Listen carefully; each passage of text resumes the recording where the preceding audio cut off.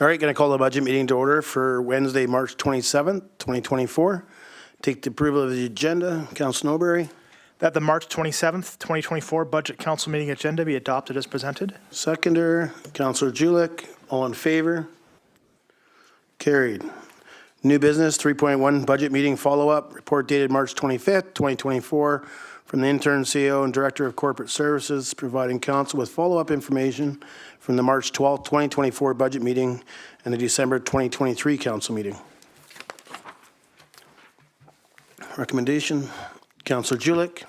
The council receives the report for discussion. Seconder, Councillor Norbury. All in favor? Opposed? Carried. Councillor Julik. So I'm guessing we're going to go one at a time on this one. Okay. Yes. So I'll just start with the arena handrails. I appreciate the information that we got here, and I was in favor of it from before, so I don't have anything more to say on that other than to say I'm good to go. Thank you. Discussion from anybody. Councillor Norbury. Thank you, Mayor Kakalka. Not to just reiterate, say the same thing that Councillor Julik has to say, but I appreciate the pictures and the report. It sort of adds a little more clarity to what we're doing here, and I think it's important to have additional safety for people walking up and down the stairs. I support. Thank you. Councillor Clickash. Yes, Your Worship. Just wondered if 30 inches between the bars, between the spaces there is wide enough for somebody trying to negotiate with children or backpacks and all this stuff. Yeah, I'll go to staff. I know when I read it, my understanding from the report is they use the OV centers is the information we received in the report. And to me, it sounds like that's the same measurement as the OV center, but I'll just confirm with staff that in their opinion that it is sufficient amount of room between the railing. Ms. Torval? Yes, thank you, Mayor and Council.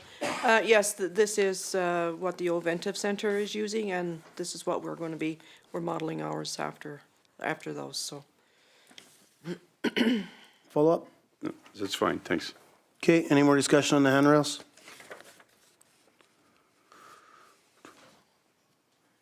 Just trying to see where it is on our sheet here.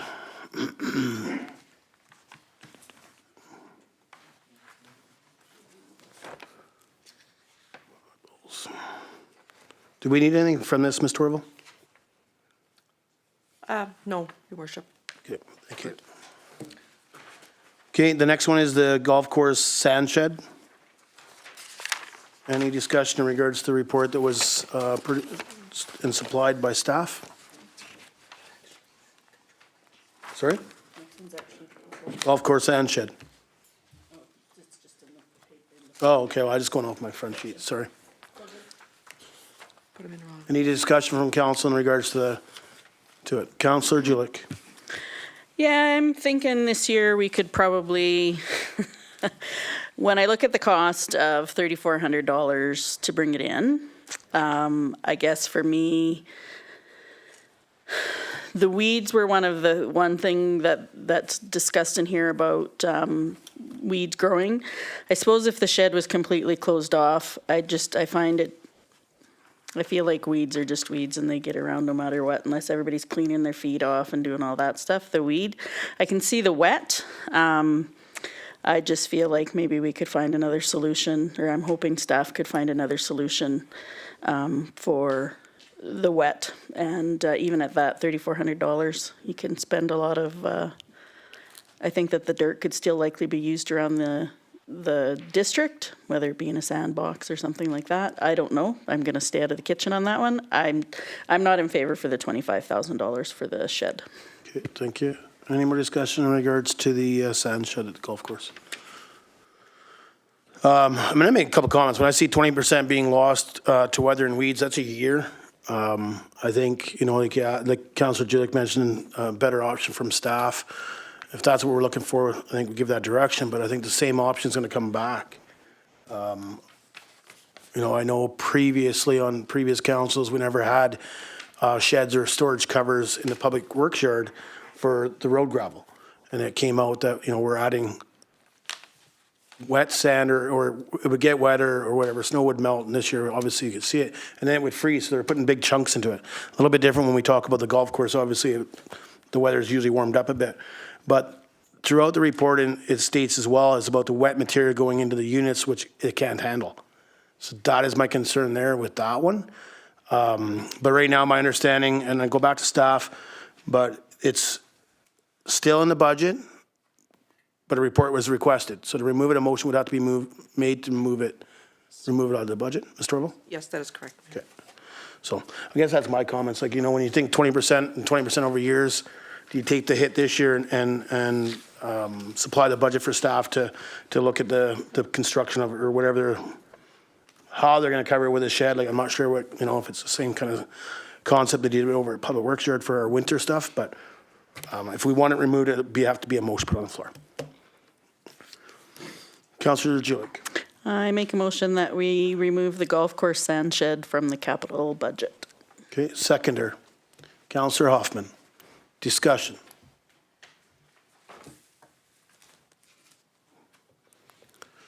Councillor Hoffman? Thank you, Mayor.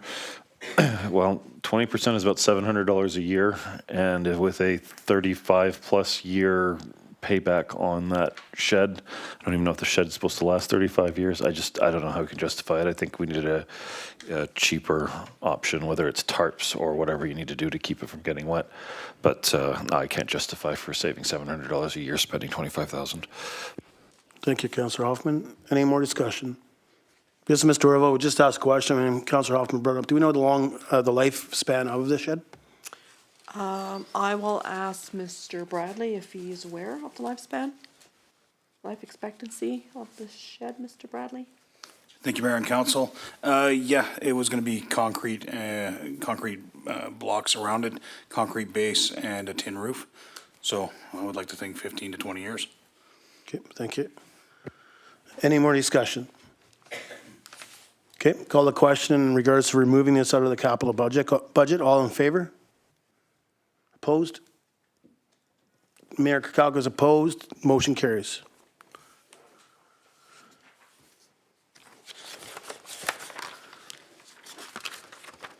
Okay, we're going to move on to DTR traffic control lights for discussion. Anybody want to discuss that? Councillor Dussault.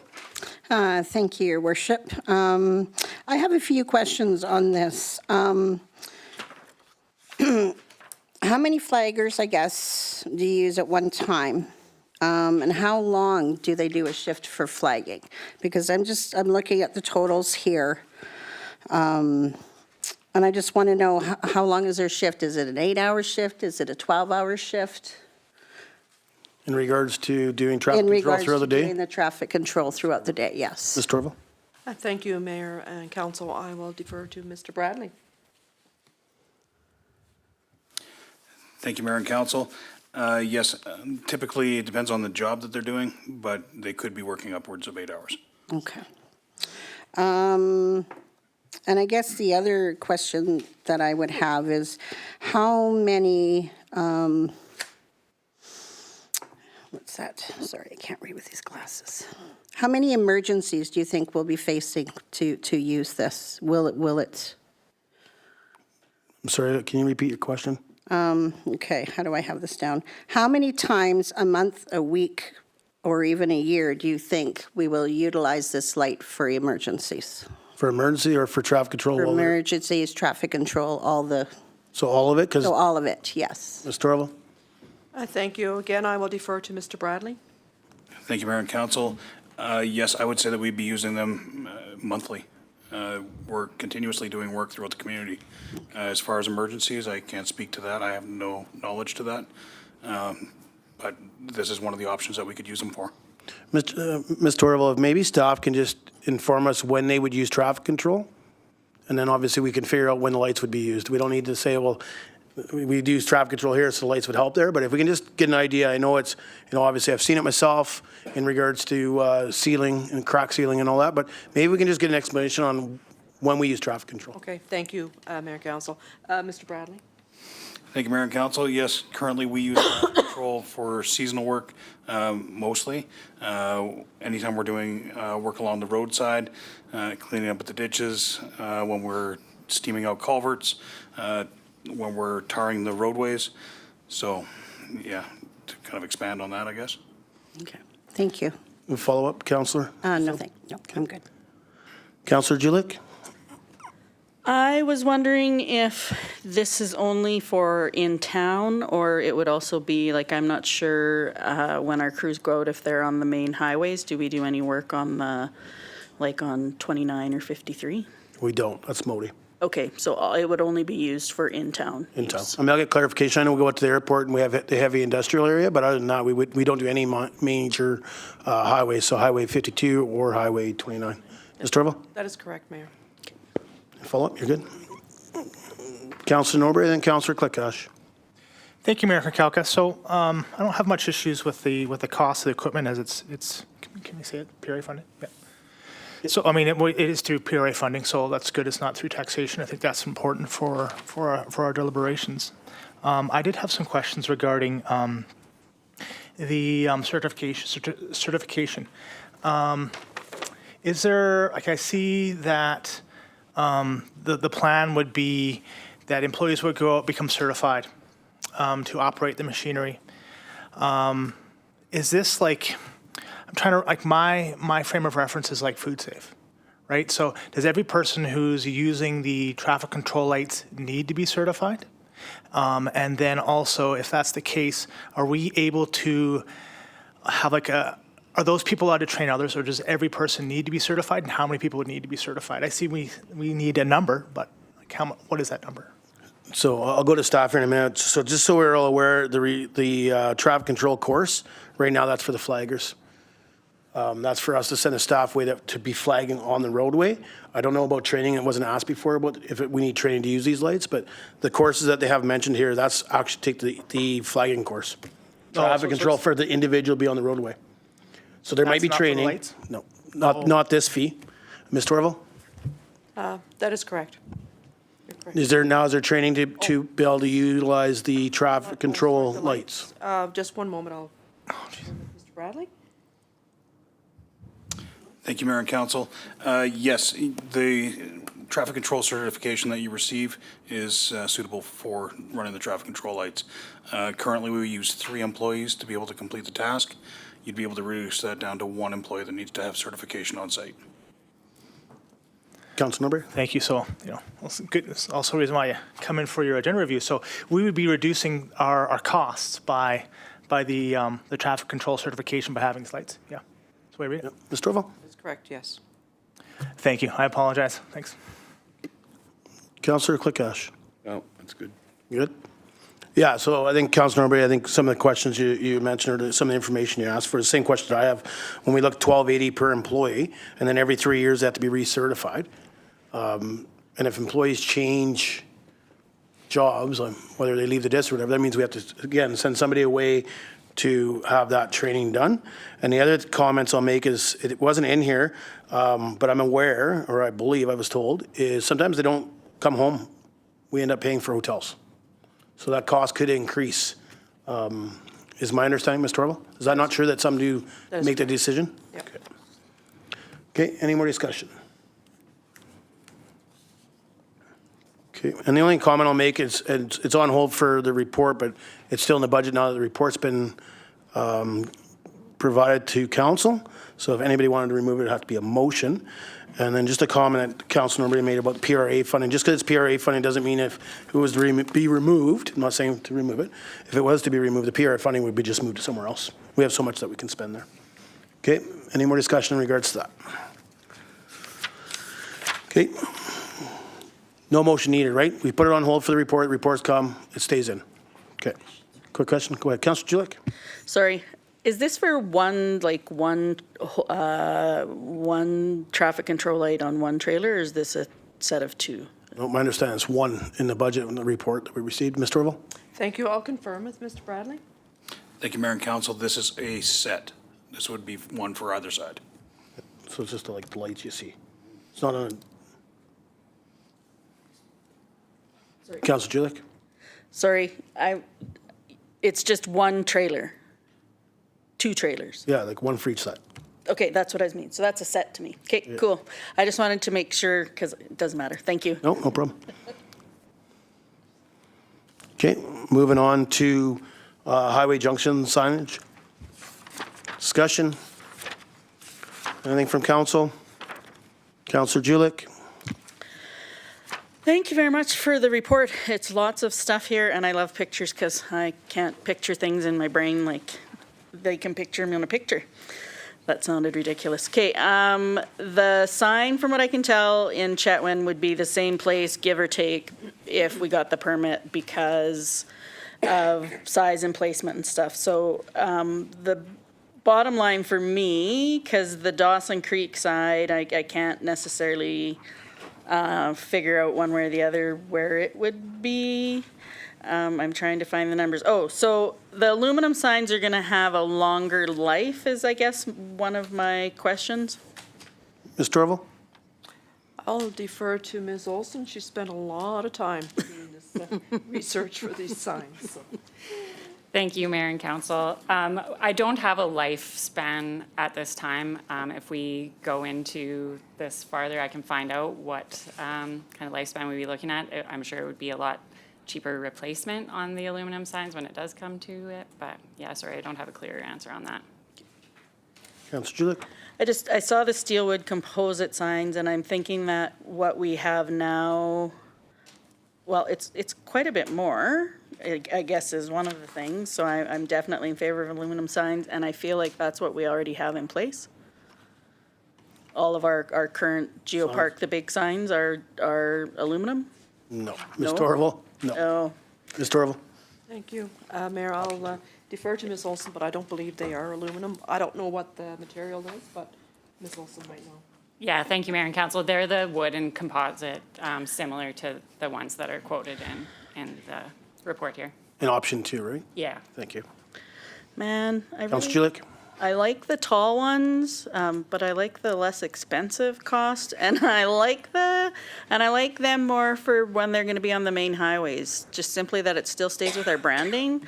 I just feel like if there's going to be some damages done, it may be on the highways. There's going to be less, like, if there's going to be. I know neither here nor there. And then I guess my final question would be the Dawson Creek side.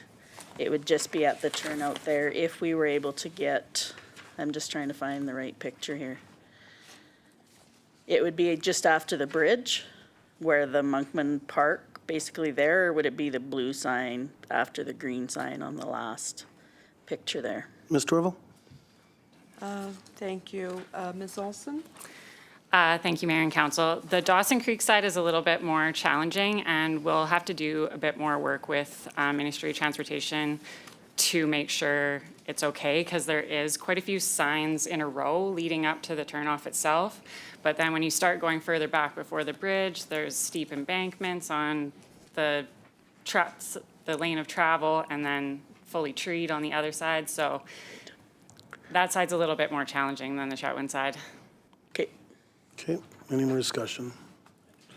So I'm going to make a couple comments. So yeah, I read this report. It's great. Thanks for the pictures. Definitely helps. I don't need the pictures, but it definitely helps just to see the locations and stuff and help other council out. Can we do this in a step process? Like, I understand, to me, it doesn't seem like there's a huge saving to order 2 signs, especially when we don't have, it depends what council figures, or decides, but, especially when we don't have the Dawson Creek side figured out, especially with the, in the report, the steep bankments and the steep cutoffs, and then, like you just mentioned, or staff just mentioned in regards to multiple signs leading in just before the turnoff. Because I understand from Councilor Julik's side, she likes the aluminum signage. I think it's the pricing. My concern with that is wear and tear, and it's not just the sun, salt, slosh hitting the sign, salt eating away at it. Sometimes you have to, be willing to spend some money to, again, we're trying to use tours as another pillar in our community, and they have been for many years here. I think that's why previous councils had spent some money on some signage and trying to really update it closer to home. But to me, we need to finish that part off when we talk about, definitely from the Chetwynd side at this point, in my opinion, is get a new sign there. That sign that's there is pretty disarray. And I understand from Councillor Judick that, you know, sometimes it's nice to keep the budget down, but how quick would we be replacing that sign if, you know, the salt hits it and stuff like that or stuff? And I understand that you mentioned earlier too about vandalism or whatever. I mean, our other sign hasn't been beat on. But I do like option 2. I don't want to pick between A and B because I have preference, but yeah, that'd be my concern. I understand the budget amounts. It is definitely more money, but you're getting a better product. I just look at what we did with the other signs leading into our community, and I think it's very important, especially on that Highway 29, to show people that we are, you know, spending money to bring people into our community, bring them up the horseshoe that we don't have on the main highway. So that's my thoughts. Is I'm definitely like the option and figures in option 2. Councillor Julick, or sorry, Councillor Hoffman or Norbury. Ooh, wow. Yeah, sorry, I got confused because let's turn it off because I was trying to just make sure my question wasn't answered in the report. But you know, when we went through this process last time, some of the unknowns that popped up were installation was actually kind of a large cost. I just want to make sure that these costs that we have in our report include the installation costs. Ms. Dorval? Thank you. I'll ask Ms. Olson. Thank you, Mayor and Council. So yes, they do include the installation costs. The costs may slightly vary if we went with the larger sign, but I have been working with engineers on breaking down these costs because it is a significant one. But yes, installation is the bulk of that cost. Follow-up, Councillor Norbury? Thank you, Mayor Kukalka. I don't really have a comment after that. I appreciate that. You know, my only thoughts is, you know, we started this process in last term, and the costs were significant, and we had 3 signs that we put up. You know, I see this as a continuation of that, and I think back to the public's concern of cost at that time, and you know, we're kind of adding on to that. So, you know, I'm kind of on the fence on this one. Like I do understand the importance of people driving by the highway and they see this great sign, and maybe that's the little seed that grows in their mind to come visit or come move, and I recognize the importance there, but I think it's also important to recognize like this is a significant cost. So yeah, sorry, I don't have anything other than to sort of stir the pot, but you know, there's just some thoughts there. Thanks. No, thanks for your comments. And yeah, I don't disagree, like, you know, when we talk costs and stuff like that and stuff, but I actually believe these seem to be lower cost than compared to the ones that we previously installed. You know, I mean, obviously they're a different sign, Councillor Norbury. But again, I think, you know, we need to, in my opinion, is make sure that we're definitely advertising our community for all the money we've spent, whether it's in regards to building the new Vic Center, but you know, all the other not-for-profit groups in Tumbler Ridge that have done a great job in regards to the Geopark, the museum, Torah, sliding ATVing, the mountain bike trails now. You know, so to me, you know, I know it's tough when we talk about money. My only question back to staff would be, before I go to Councillor Hoffman, is do we have any PRA funding left? Mr. Orval? I'm not entirely sure. Mr. McPhail? No, it's been utilized. It's been all used. Okay. Thank you. Councillor Hoffman? Thank you, Mayor. To my mind, we're not ready to make a choice. We're not ready to do anything on it. But if we want to move forward, then I think we should budget the funds. And if we don't spend them, we don't spend them. And if we do decide that we already have dedicated funds for this. So if that's not how it works, please correct me. But to my mind, I think we should simply have the budgeted funds, continue with the path that we're going on with the minds of keeping what we have done so far consistent, which means I won't make them, I don't know if I need a motion, but I suggest that we put the 230,000 maximum amount in the budget, and we still have to discuss other aspects on this, but if the money's there, the money's there, and if it's not, it would be unutilized funds at this point. So that's where I am. If I'm missing something, please let me know.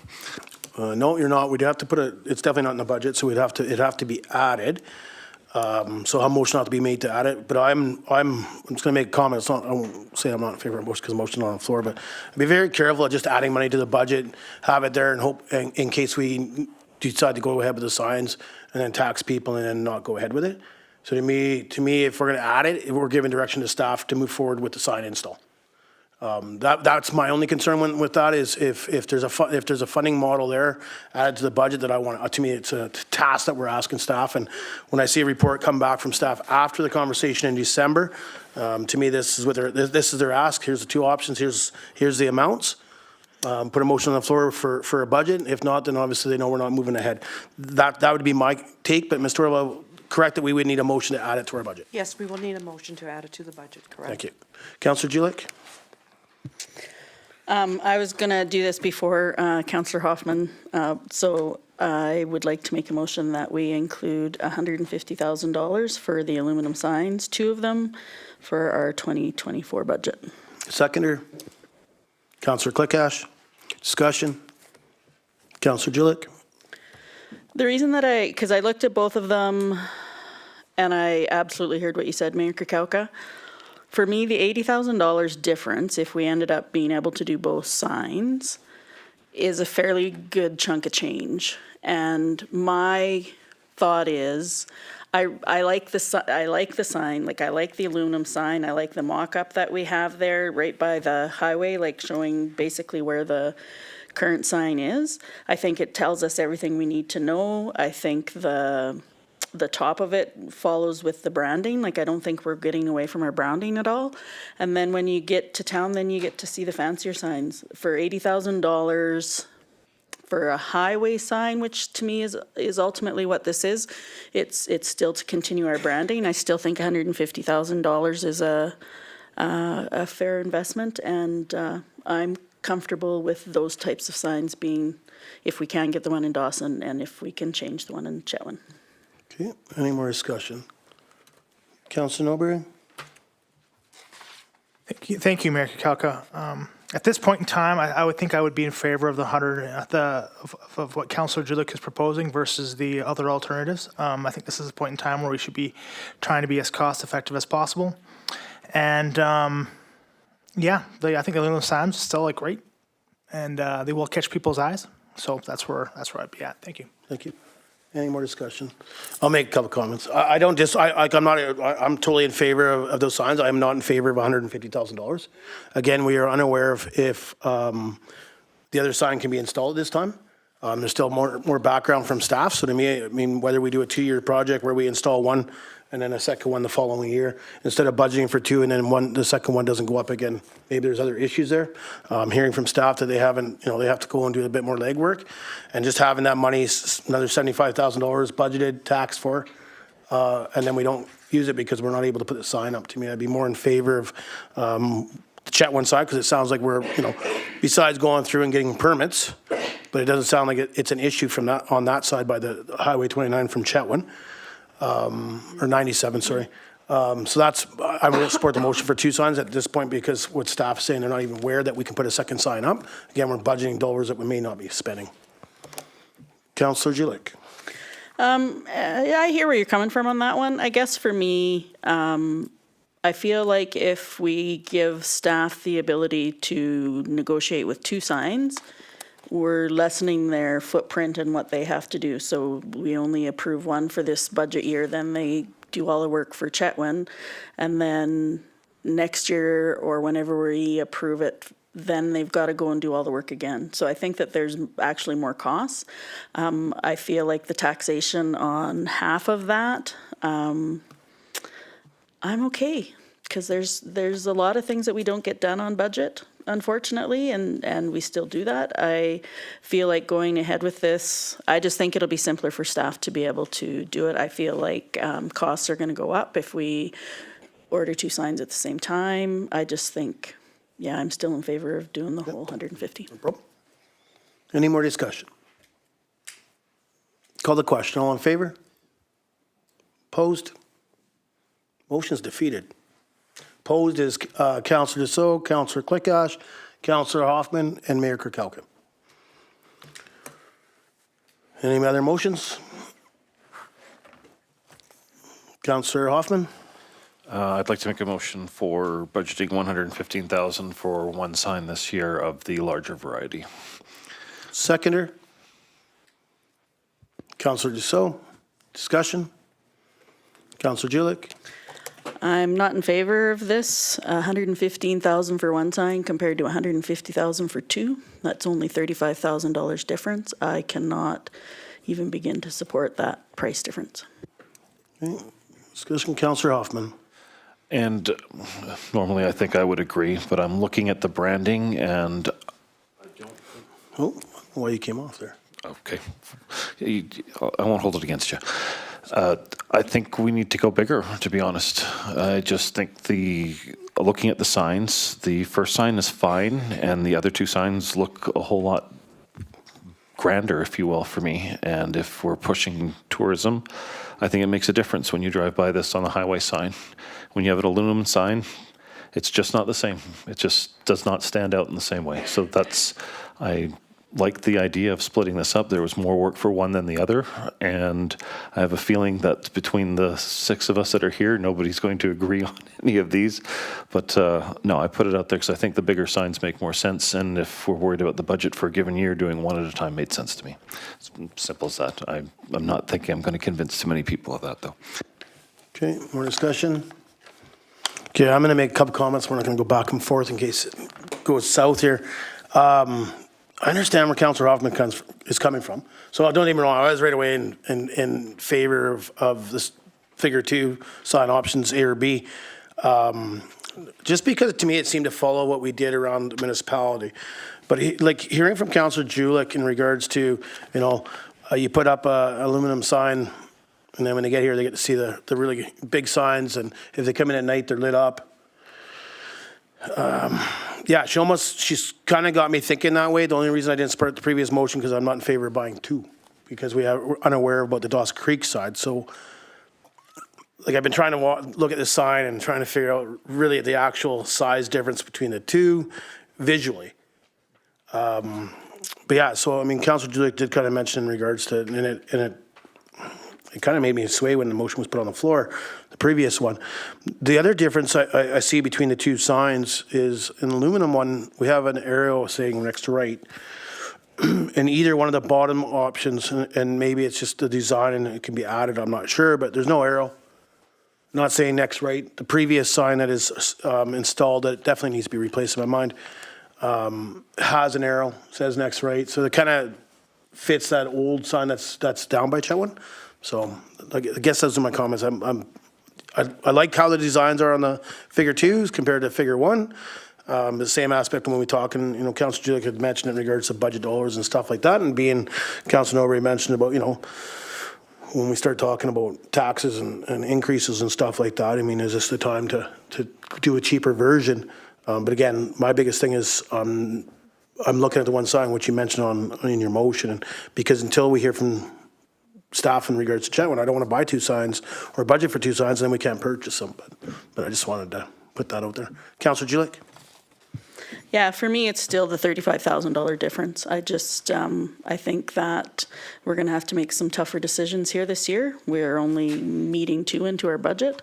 And I think that we sell ourselves when we get here. I think a lot of people have already made the choice to come to Tumbler Ridge because you don't go through Tumbler Ridge.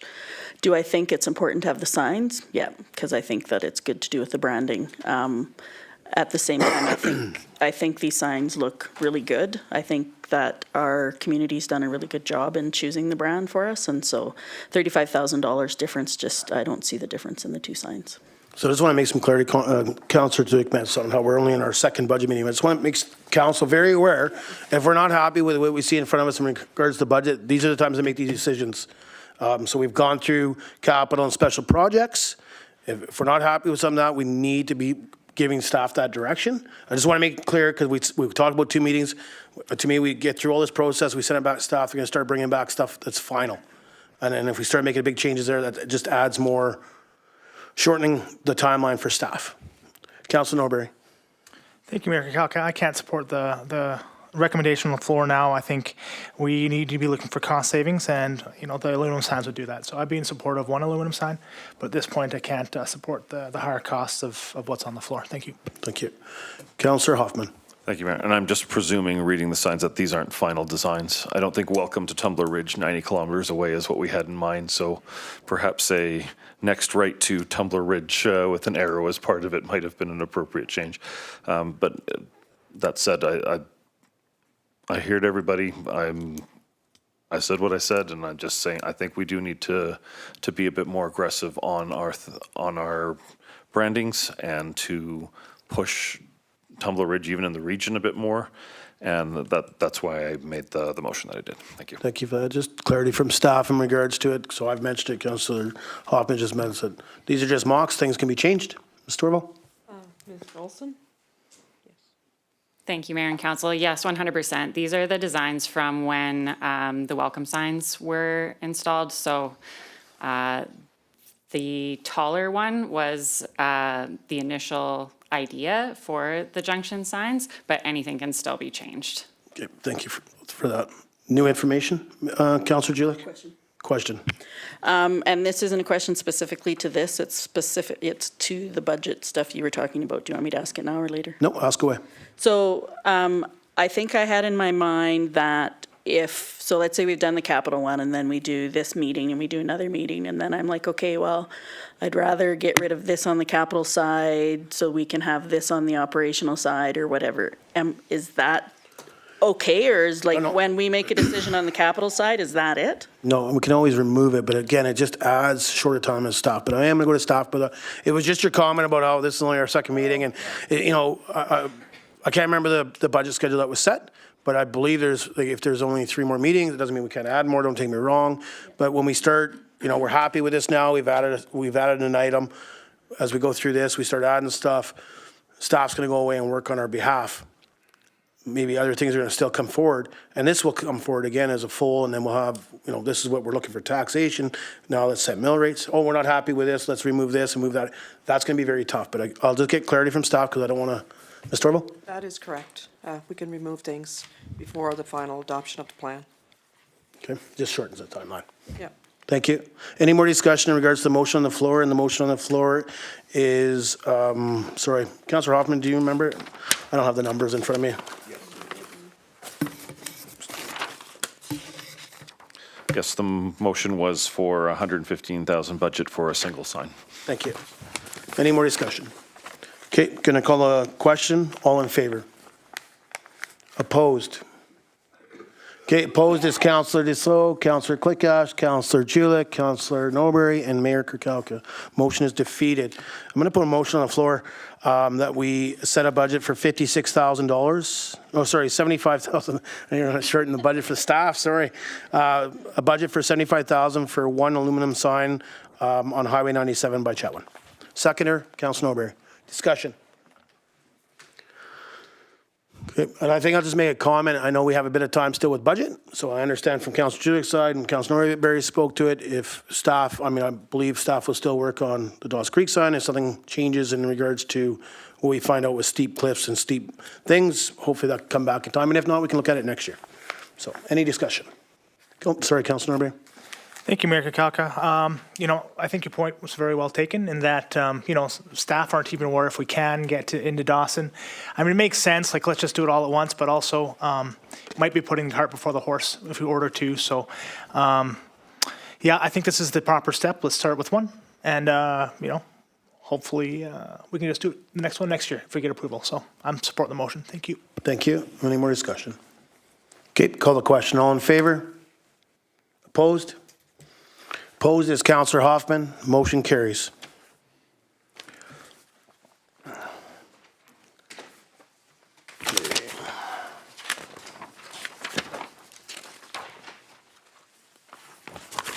Okay, moving on to 3.2, 2024 operational budget increase. Report dated March 25th, 2024 from the Director of Community Services and Facilities regarding 2024 operational budget increase. Recommendation, Councillor Norbury. The council receives this report for discussion. Seconder, Councillor Julik. All in favor? Motion carries. Councillor Norbury.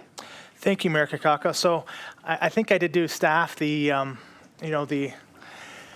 I sent out these questions a little beforehand, so hopefully they had a little bit of time to do some research for me. But I had a question in regards to we'll start from the top with the facility. Community Services Facilitator Operator for the Community Services Department. I was curious in the report, there was mention of reliance on small contractors. Do we have an amount that we spent last year for the small contract work? Ms. Torval. Thank you. I will defer to Mr. Bento.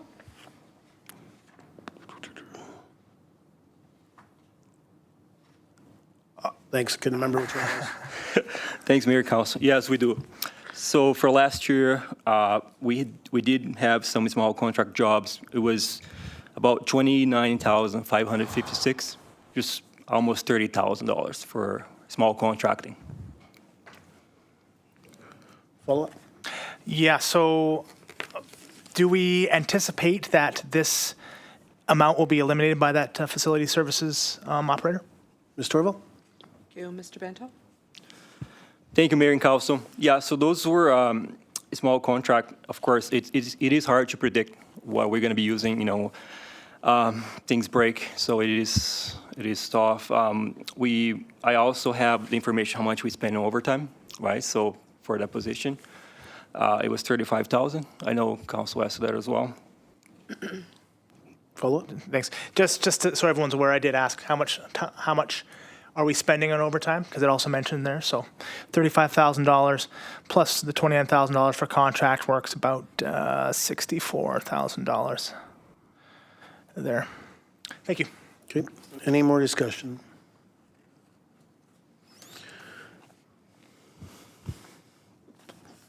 I have a question. My question would be to Ms. Torval. You're submitting this stating, I understand you have senior staff, but you're submitting this, is this supported by the CAO? The increase here?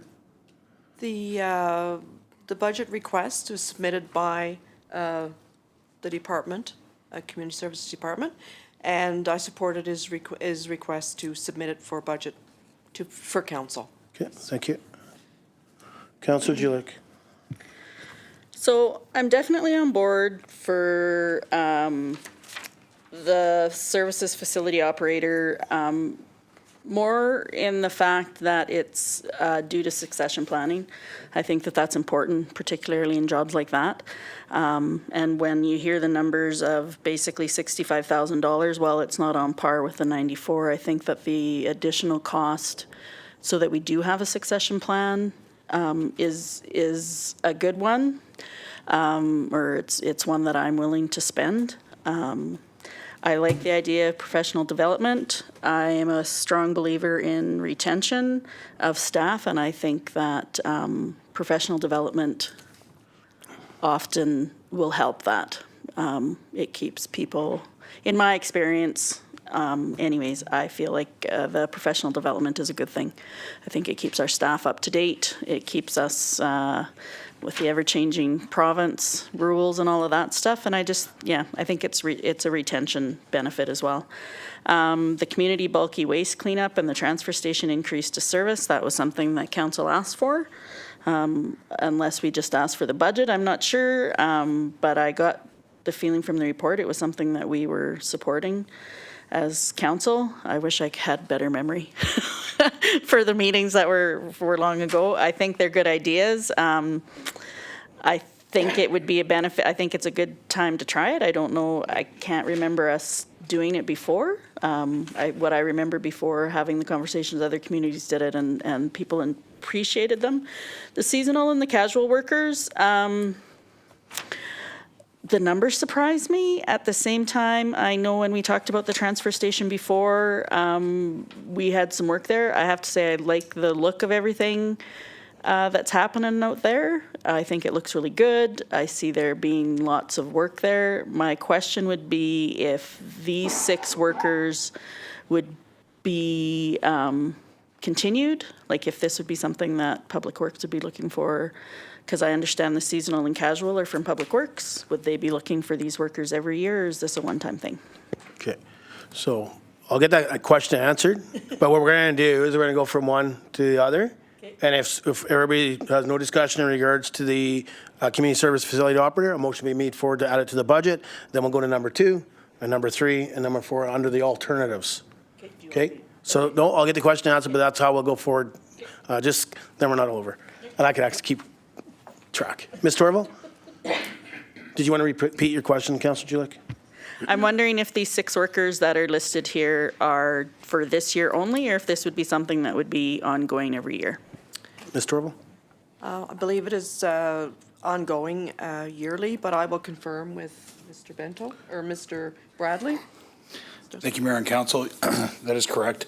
The 4 additional seasonal workers are going to be moving forward annually as a request. And the 2 casual workers, we would like to put those back into our workflow. Good, thank you. Okay, so we're going to go back to number 1, and that's the one we were talking about in regards to the community service facility operator for the community service department. And the only reason I'll do this is that way if there's no more discussion, somebody put a motion on the floor, we can debate the motion. And then we'll just go through it, and that way if there's concerns, I'm not trying to remember which one was which. So is there any more discussion in regards to the community service facility operator for the community center? Okay, if somebody wants to make a motion. Councillor Julik. I'd like to make a motion that we add $94,000 to our operations budget for the community services facility operator. Seconder? No seconder. So I just want to get clarity. I don't know, Ms. Dorval, if I may. So I'm not sure we read that off of, so I would have a hard time thinking that we're only budgeting $94,000 when I see later on in the report on the reason the increases that were given is because of the QP contract. So I'm not sure what page you're on, Ms. Councillor Julik. On page 18. Okay, so on page 18, there's recommendations for alternatives. I don't think we put an amount, or we need to put an amount to it because I could change. Mr. Orvo, am I wrong, or I don't want to lead council down the wrong path here, so. Yes, well, the wages would change every year, so with Yeah. the increase for QP. So that'd be my concern. The base starting off. Okay, so nobody seconded it, so we're good. But yeah, that's my concern is like, we're going to do that, and then next year that staff would have to figure that out because we just put a motion on the floor. Councillor Julik. That council includes the community services facility operator for the community services department in the 2024 budget. Seconder. I'm going to second that for discussion because I have some things to say. Okay, seconder. Any discussion? Councillor Julik. I think I'll just repeat what I said before. I think Mr. Bento and Mr. Bento, I'm assuming, is the one who put it forward. So staff. Staff, okay. Thank you. So staff put it forward, and I think that their reasoning behind it for succession is a good one. I think that we always should be looking to that we have somebody that can do the job if another staff member can't. Like, so if they have it in here, that's my thought, is that we don't have anybody trained to do all the things that our current operator does. And yeah, I think it's a good idea. Okay, thank you. Councillor Norbury. Thank you, Mayor Kakalka. I'll just be honest, this year I think we're facing, some increases, staffing costs. And whereas I understand the need and like the numbers are almost there, but I just don't feel at this point in time this year is the time to add more staff. I think I'd like a little more time before to see our budget stabilize before we add another position long term in the community. Yeah, so that's just where I'm at. I'm not in support of the motion. Thank you. Thank you. Councillor Hoffman and myself. Thank you, Mayor. Yeah, numbers aren't almost there for me. There's the 30,000 difference just for this year, and who knows how much going forward. This isn't a one-off, like a sign for me. This could be an ongoing thing that continues to climb, and if we have some overtime that we're taking away from other staffers and a third of what the cost would be in small contractors, I would prefer to maintain as we are as well. That's where I'm at right now. Thank you. Thank you. Yeah, so Councillor Norbury, I should have spoke first, but my concern is that it's, and I appreciate staff report. I've read it, went through it, dialogued it, went through it again, read it, dialogued it some more. I've looked at the increases and, you know, as we get further into this budget, so we can have some discussion in regards to the variances and how we're adding staff in certain, okay, sorry, I shouldn't say adding.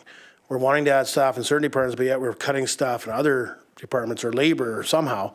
So I'd like that explained to me. It's too bad it's not first. Doesn't mean that this can't come back up at the end of the meeting.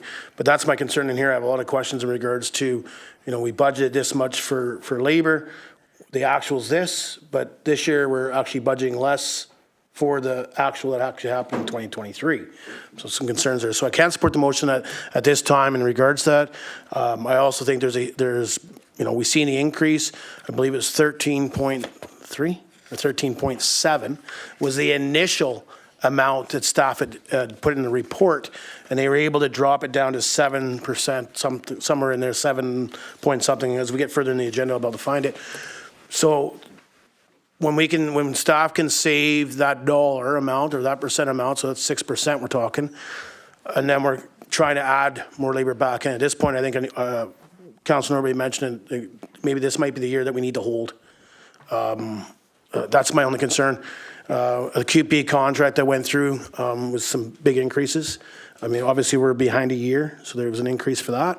And then we're partly way through the year, so there was an increase for that. And then there's another increase this year with a QP agreement. So at this point, I can't support the motion on the floor. Councillor Hoffman, or sorry, Councillor Clickash. Yes, Your Worship.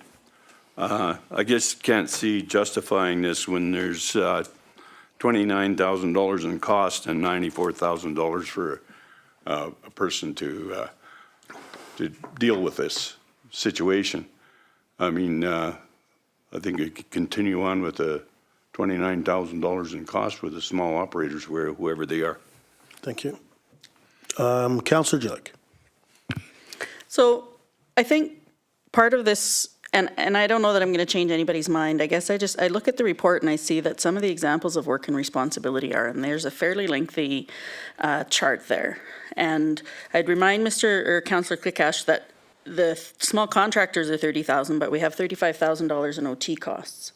And so for me, that means we're paying somebody that much more in overtime. And so that means we've got staff that are working overtime, which means staff is tired and they're not getting their time off. Like, I think that there's a hidden staff costs here when we're calling other staff in to cover other jobs. Then you're getting staff burnout. You're getting, in my opinion, then there starts to be some resentment possibly because you're calling in people and, well, who's going to do it? Well, I did last time.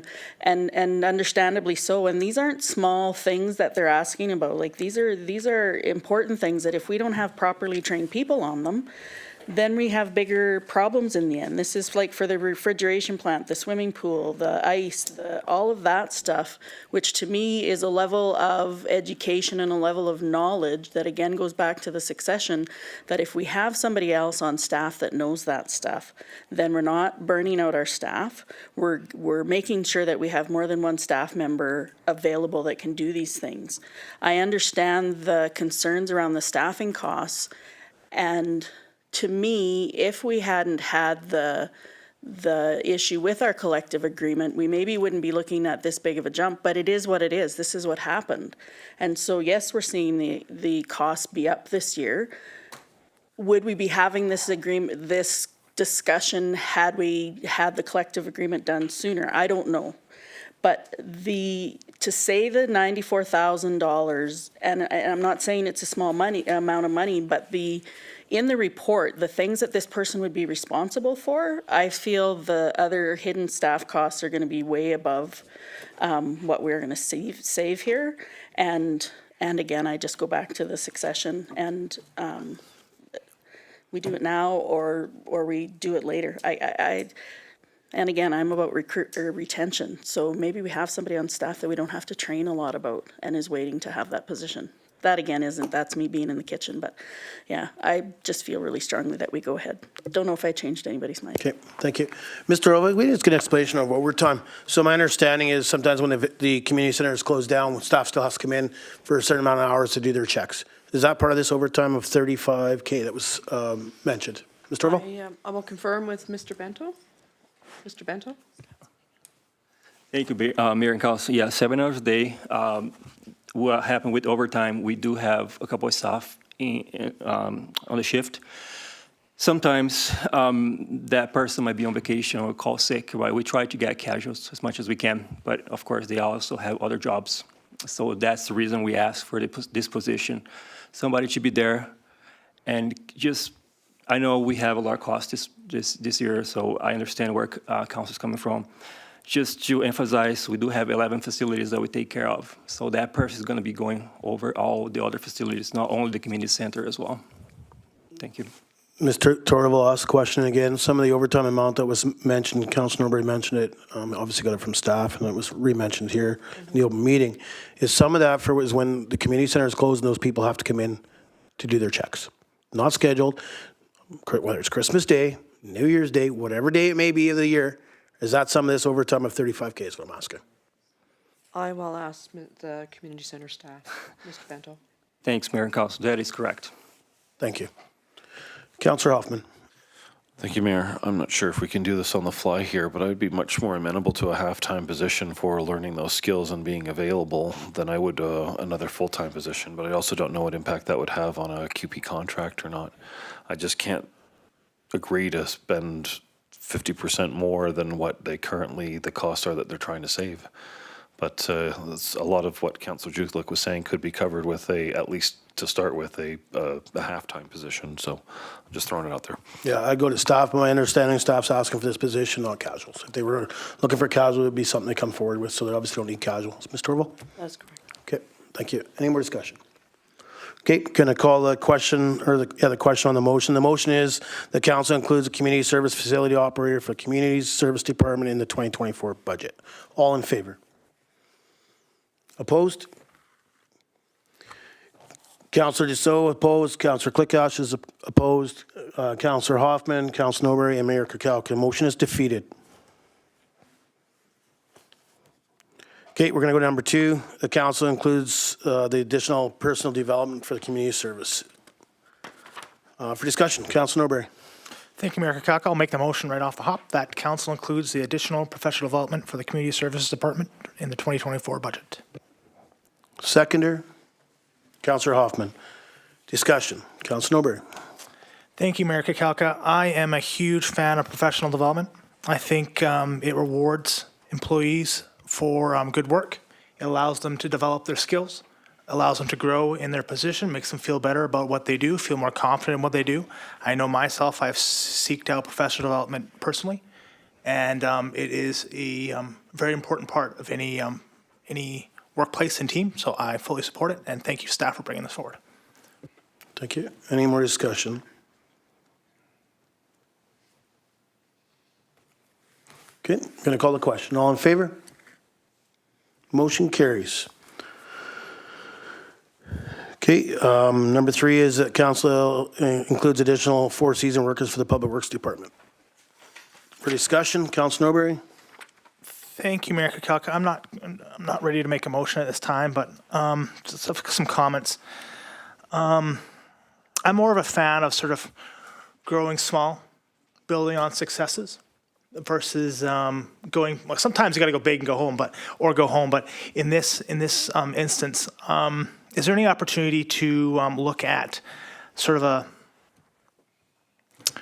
say 2 seasonal workers versus 4? Would that be agreeable at this point in time? Can we have that discussion? Well, I know what I said earlier, so my understanding is they're asking for 4. Ms. Torval, how would that work? Because I might have to go back to the previous here if I'm wrong, because my understanding, and I don't want to speak for staff, but they were asking for a staff member for the community service facility operator, the community center.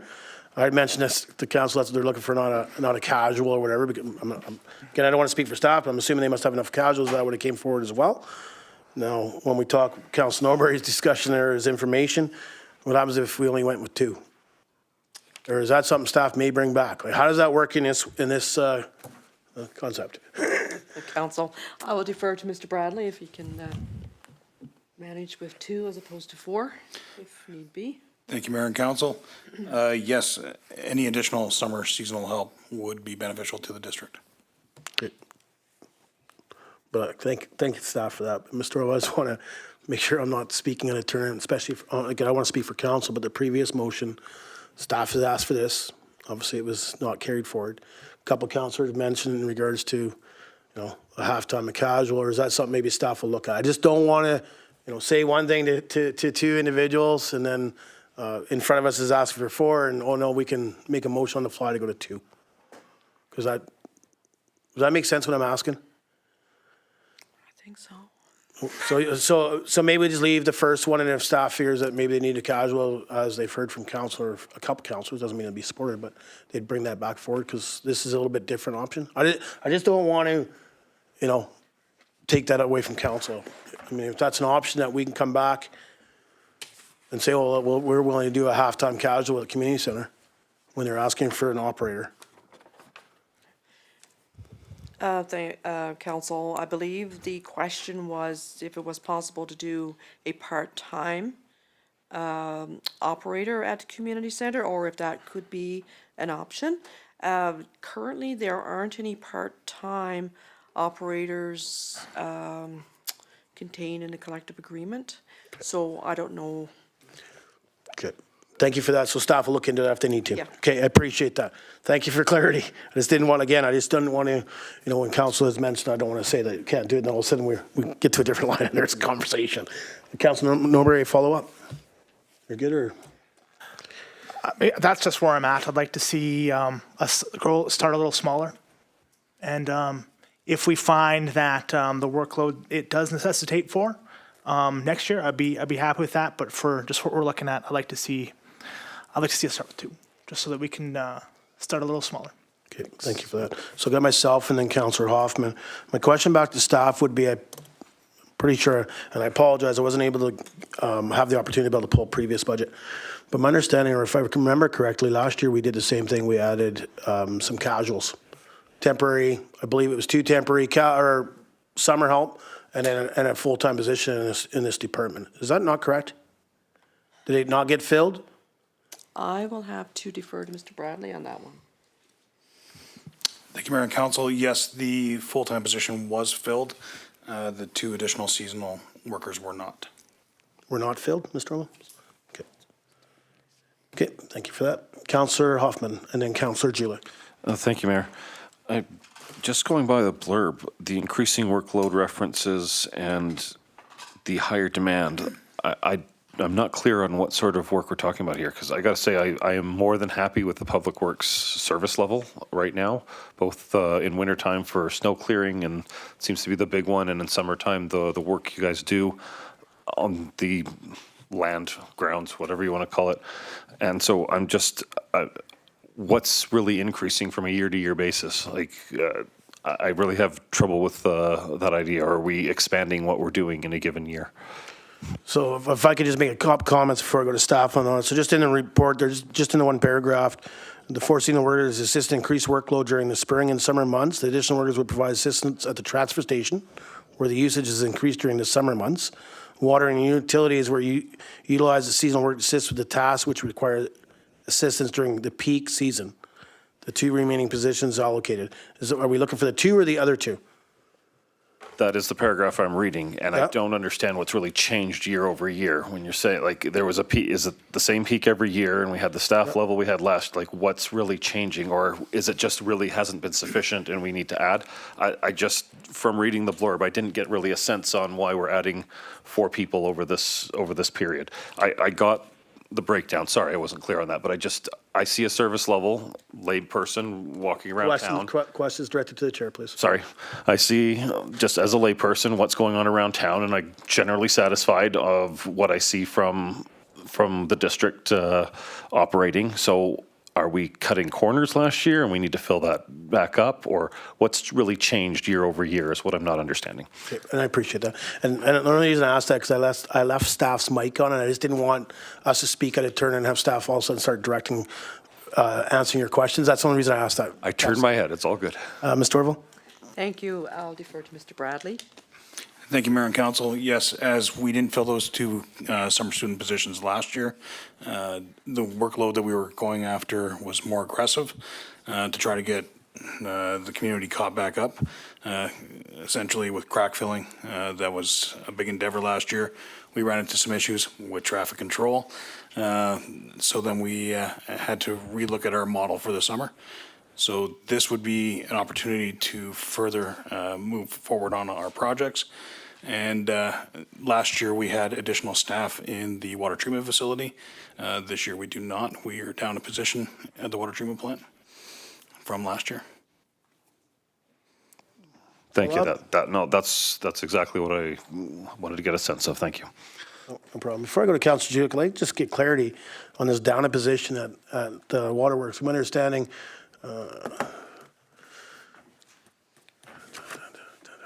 never mind. I don't think I can ask that question. I don't believe I can ask that question right now. Councilor Judick.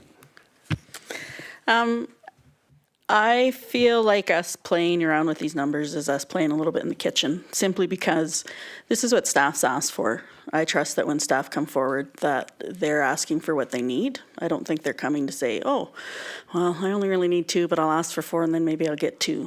I feel like when these things are asked for, I think that thought's been put into it. They're the ones who have to do the work to get the numbers for us.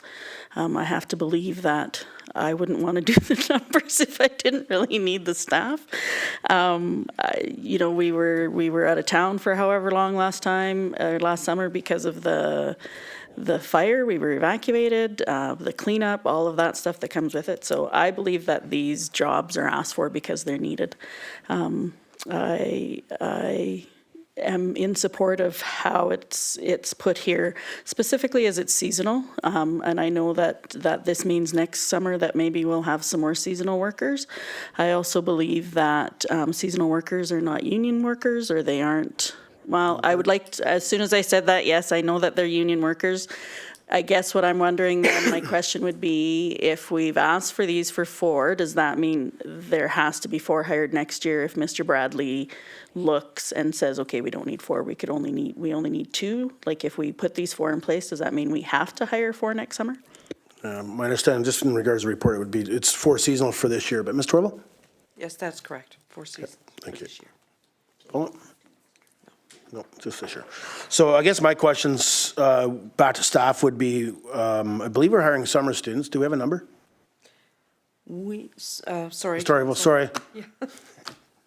We have 29 positions posted for summer seasonal workers. Okay, 29 positions for seasonal workers. And is this for adding on to that?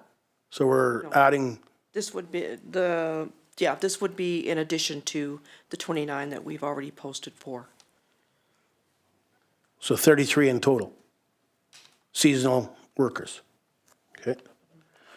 My other question would be is, in regards to that, with summer grants, how many positions did we apply for? We are not eligible for summer grants. We missed the reporting deadline. I think it was either last year or the year before, and so we were penalized 2 years from being eligible to receive grant funding for positions. There were 34 budgeted positions last year, where only 29 were filled. And so there were 4 positions, or funding for 4 positions that was left over. So that is being applied to the positions that is being posted for this year, that's being hired. Okay, so just to get clarity, we have grant funding for 4 positions out of 29 from the carryover last year. No, sorry, it wasn't grant funding, it was funding that was, there were 34 positions approved in the budget, budgeted for, but only 29 of those positions were filled. Okay. So the funding, the budget money is still there for those 4 positions, so it was carried over to go towards the positions for this year, 29. So out of the 29, 4 are covered from a carry forward from last year. That is correct. And last year, we got a grant funding for 29? No, None. none. Okay. Okay. So thank you for that information. I was unaware of that. Okay, where was I going to go with this?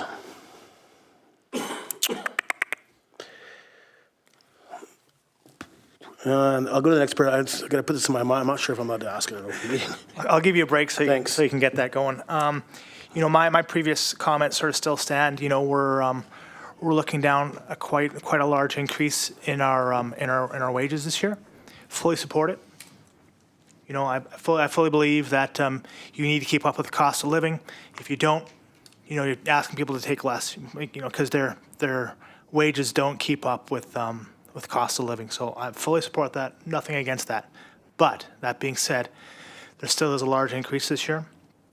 So it's hard for me to go to the public and say, you know, sorry, our costs are going up this year, and we're adding more positions.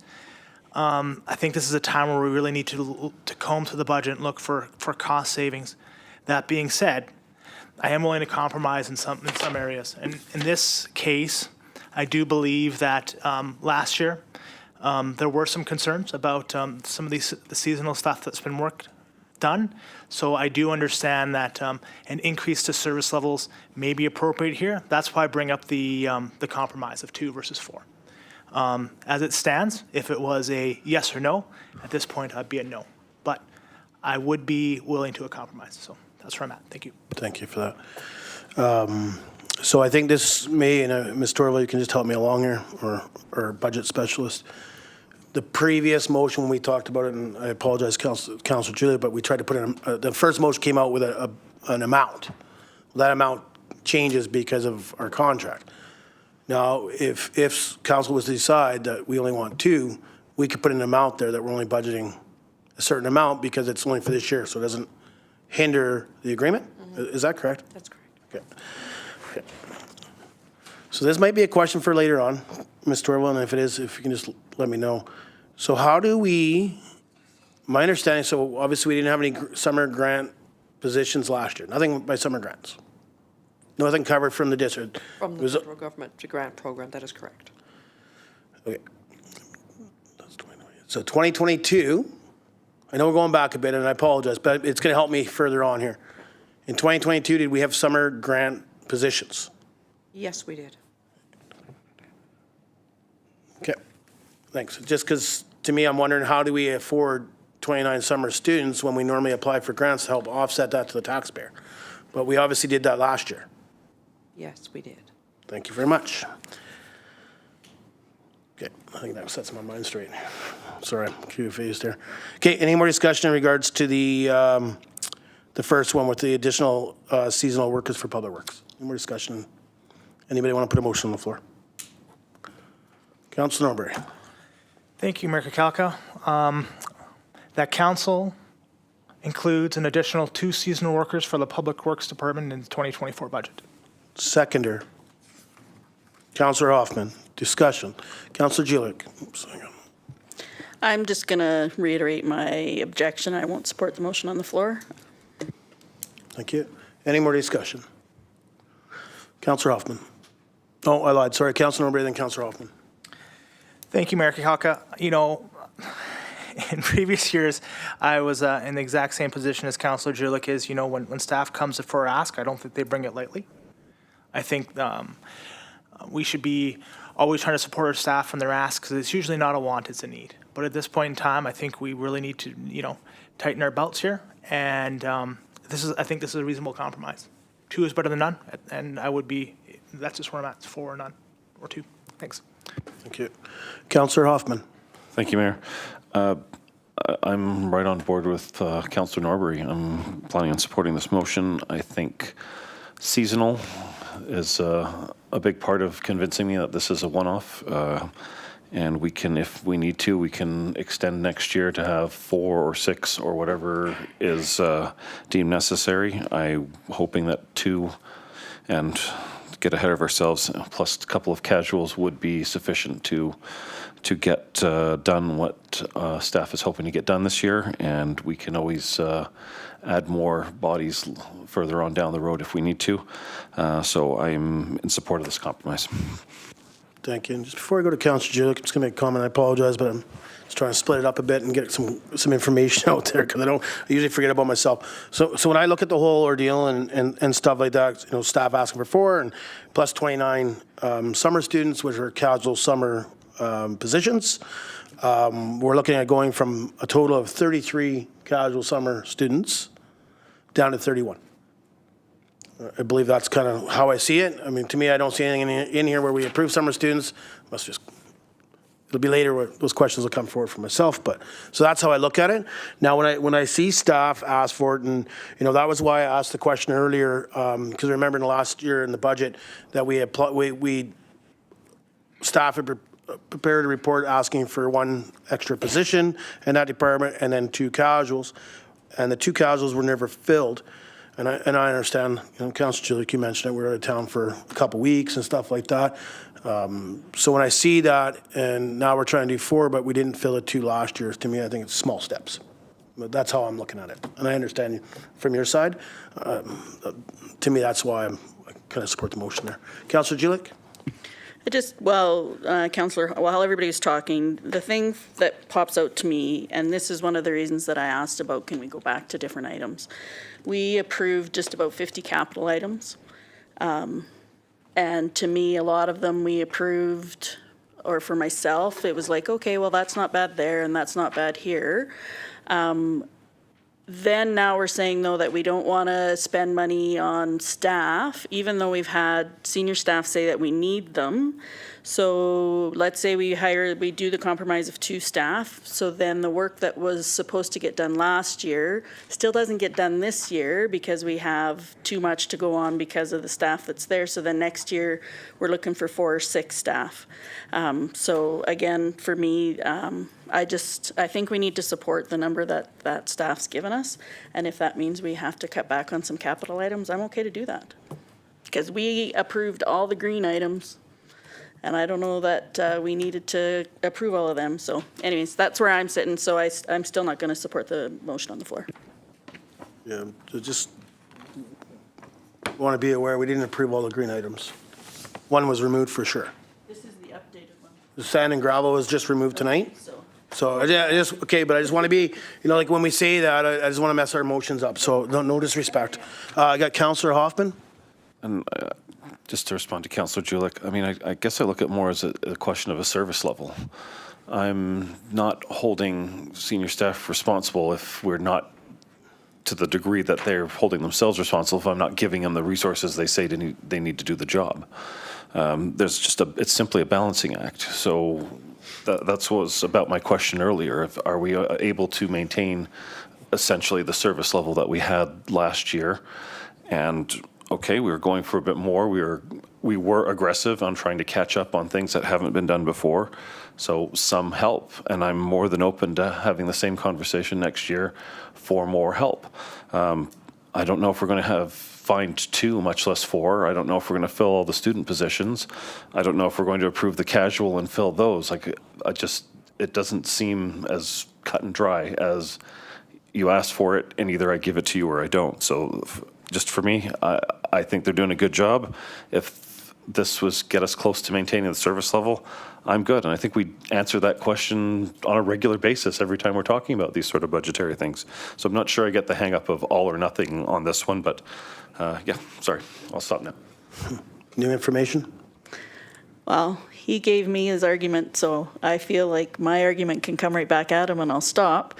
I didn't say it had to be all or nothing. I said I trusted my staff to say, our staff, if they didn't need 4, that they wouldn't ask for 4. We don't know what their service level is, what didn't get fixed, because they're really good at doing their jobs. I think that it would be arrogant of us to believe that we can decide what their service level is and what they want to provide. So that's where I'm at with it. I think we're just playing a guessing game. So anyways, I just felt I needed to respond and I'll quit it. Okay, thank you. Just a little bit of clarity, we set service level. We set service levels. I understand. So They may do repairs or whatever, but we set service levels. Okay, there's going to be no more discussion. I'm going to call the question on the floor. Sorry, I had to say that. well, then I get to say what I want to say. Okay, going to call the question and the motion on the floor. Councilmember, can you read it out for me, please? Sorry, I didn't write it down. Yes. that council includes an additional 2 seasonal workers for the Public Works Department in the 2024 budget. Thank you. Okay, going to call the question. All in favor?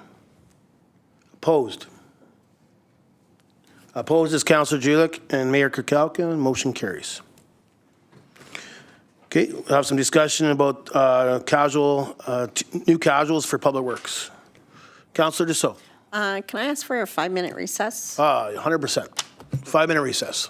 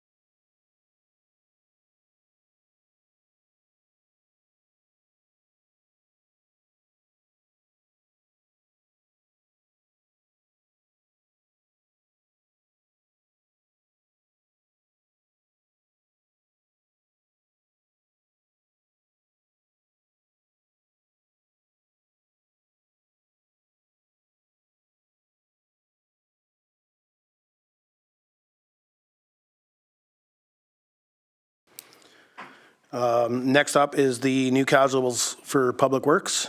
Discussion. Councillor Hoffman? Reading the brief on this one, I'm very much in support of having some casual labor available in general.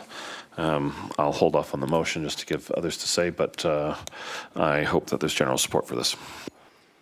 Okay. Any more discussion? Councillor Hoffman? No, don't be sorry. So I move that the council includes 2 new casuals for Public Works Department in the 2024 budget. Seconder, Councillor Julik. Discussion. Councillor Noberry? Thank you, Mayor Kakalka. So this one, I'm not really interested in splitting a difference. Reading the report, hearing that, the Public Works Department could potentially have like an absence a day. That's a large chunk of their of the work that needs to be done daily down there. And if these 2 casuals could fill the gap to keep our services at a high level, which I think our community wants, I'm in support. Thanks. Thank you. Any more discussion? Okay, call the question. All in favor? Motion carries. Okay, moving on to number 5, and that's the community bulk waste cleanup. For discussion, Council Norbury. I'm going to jump right in and make the motion that council includes the community bulky waste cleanup in the 2024 budget. Seconder, Councillor Dussault. Discussion, Council Norbury. Thank you, Mayor Kakalka. Just my rationale here is this is something that we asked for. This was, we wanted a solution for how to manage the increased services down at the transfer station. We were looking at expanding hours, but this was one of the options that staff proposed to us, is that we have a yearly bulky waste cleanup, and I'm glad they brought this back. I'm in support of it. Thanks. Thank you. Councillor Julik.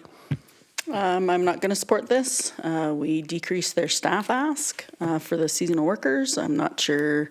We tell our staff, nope, we're not going to give you any staff, but yet we still want you to do these other jobs. As we talk about budget considerations, for me, this is only going to hit a few people.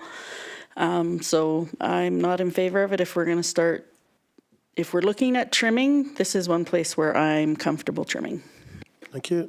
Mr. Orwell, if this was to pass, does Public Works be able to make it fit or not? As their staffing previous motions? Sorry, just for clarity, if this were to pass? Yeah, to add the community bulky waste cleanup. Understanding a previous motion was carried to I'll defer- reduce by 2. I'm I'll just curious. defer to Mr. Bradley. Thank you, Mayor and Council. Yes, this would fit into our work program. The seasonal laborers wouldn't be running the equipment for us. Thank you.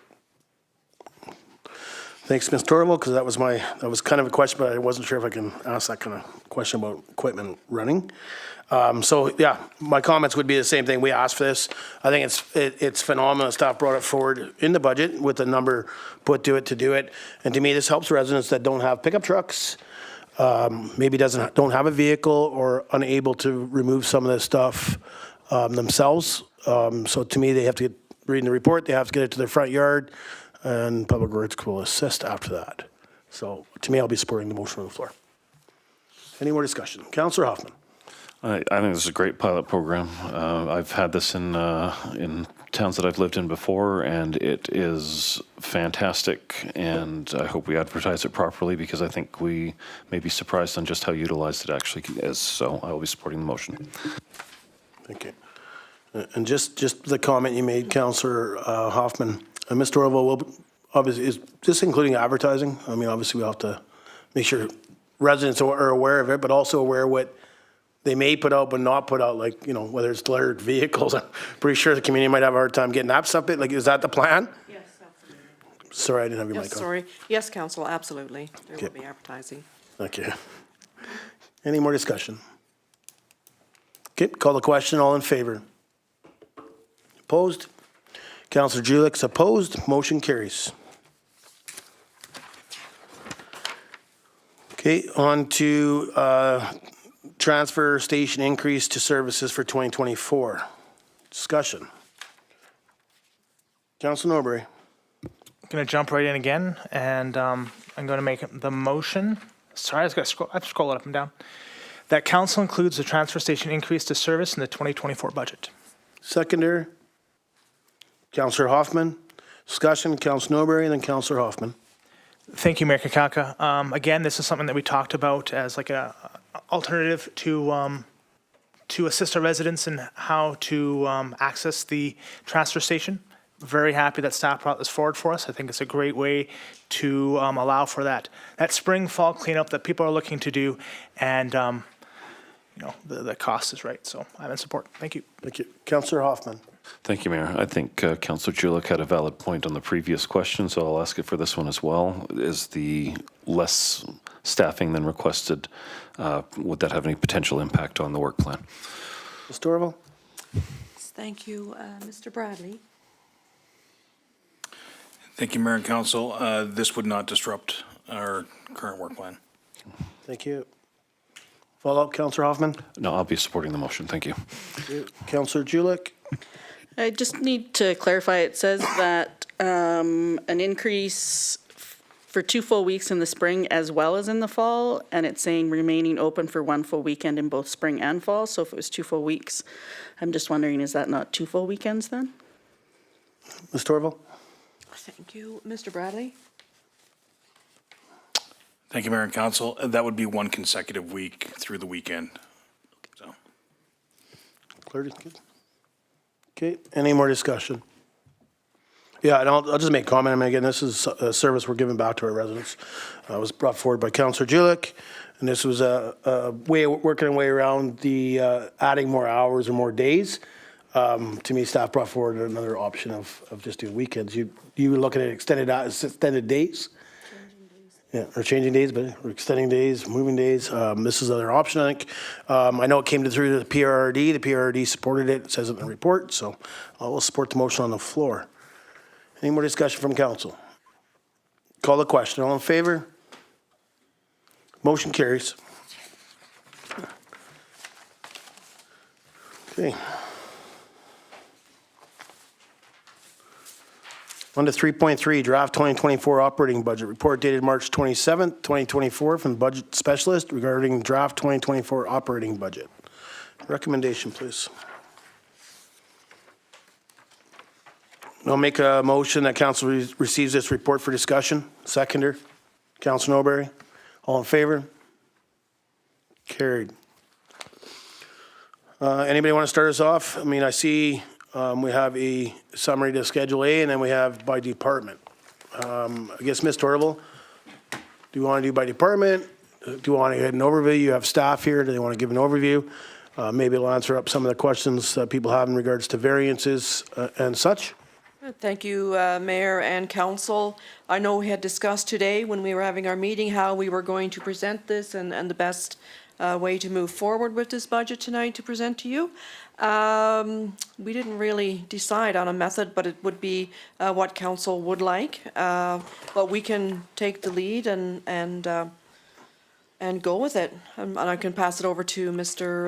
McPhail, our budget specialist, and we can take you through. Okay. Please, council good with that? I know I am. Perfect.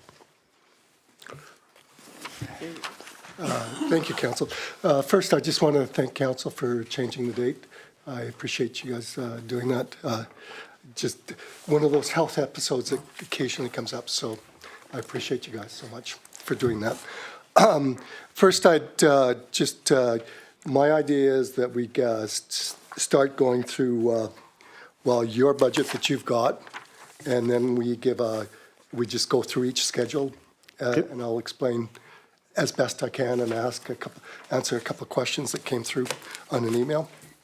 So in your council budget, you're looking at a total budget of about $344,000, which represents an increase of about just over $23,000 for the year. Of that, you've got a contingency increase of $15,000 and training increase of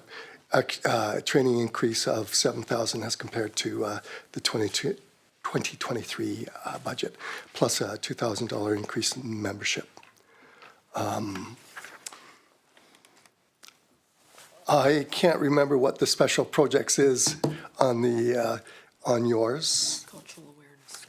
Cultural awareness and training, so that's what that is. Do you have any questions on your budget? Yeah, I can just, what page are you on? I think Council's trying to figure out the numbers you were saying. 20, sorry? 25. That's what I have it as 25s. Oh, it's it's on the the one list. that was just handed out. Thank I'm you. sorry. Council. Council, Well, just because the sorry. one number actually matched page 25. No, so I- that doesn't, Yeah. sorry about that. I should have been. Okay, sorry. I think now we all have the right form.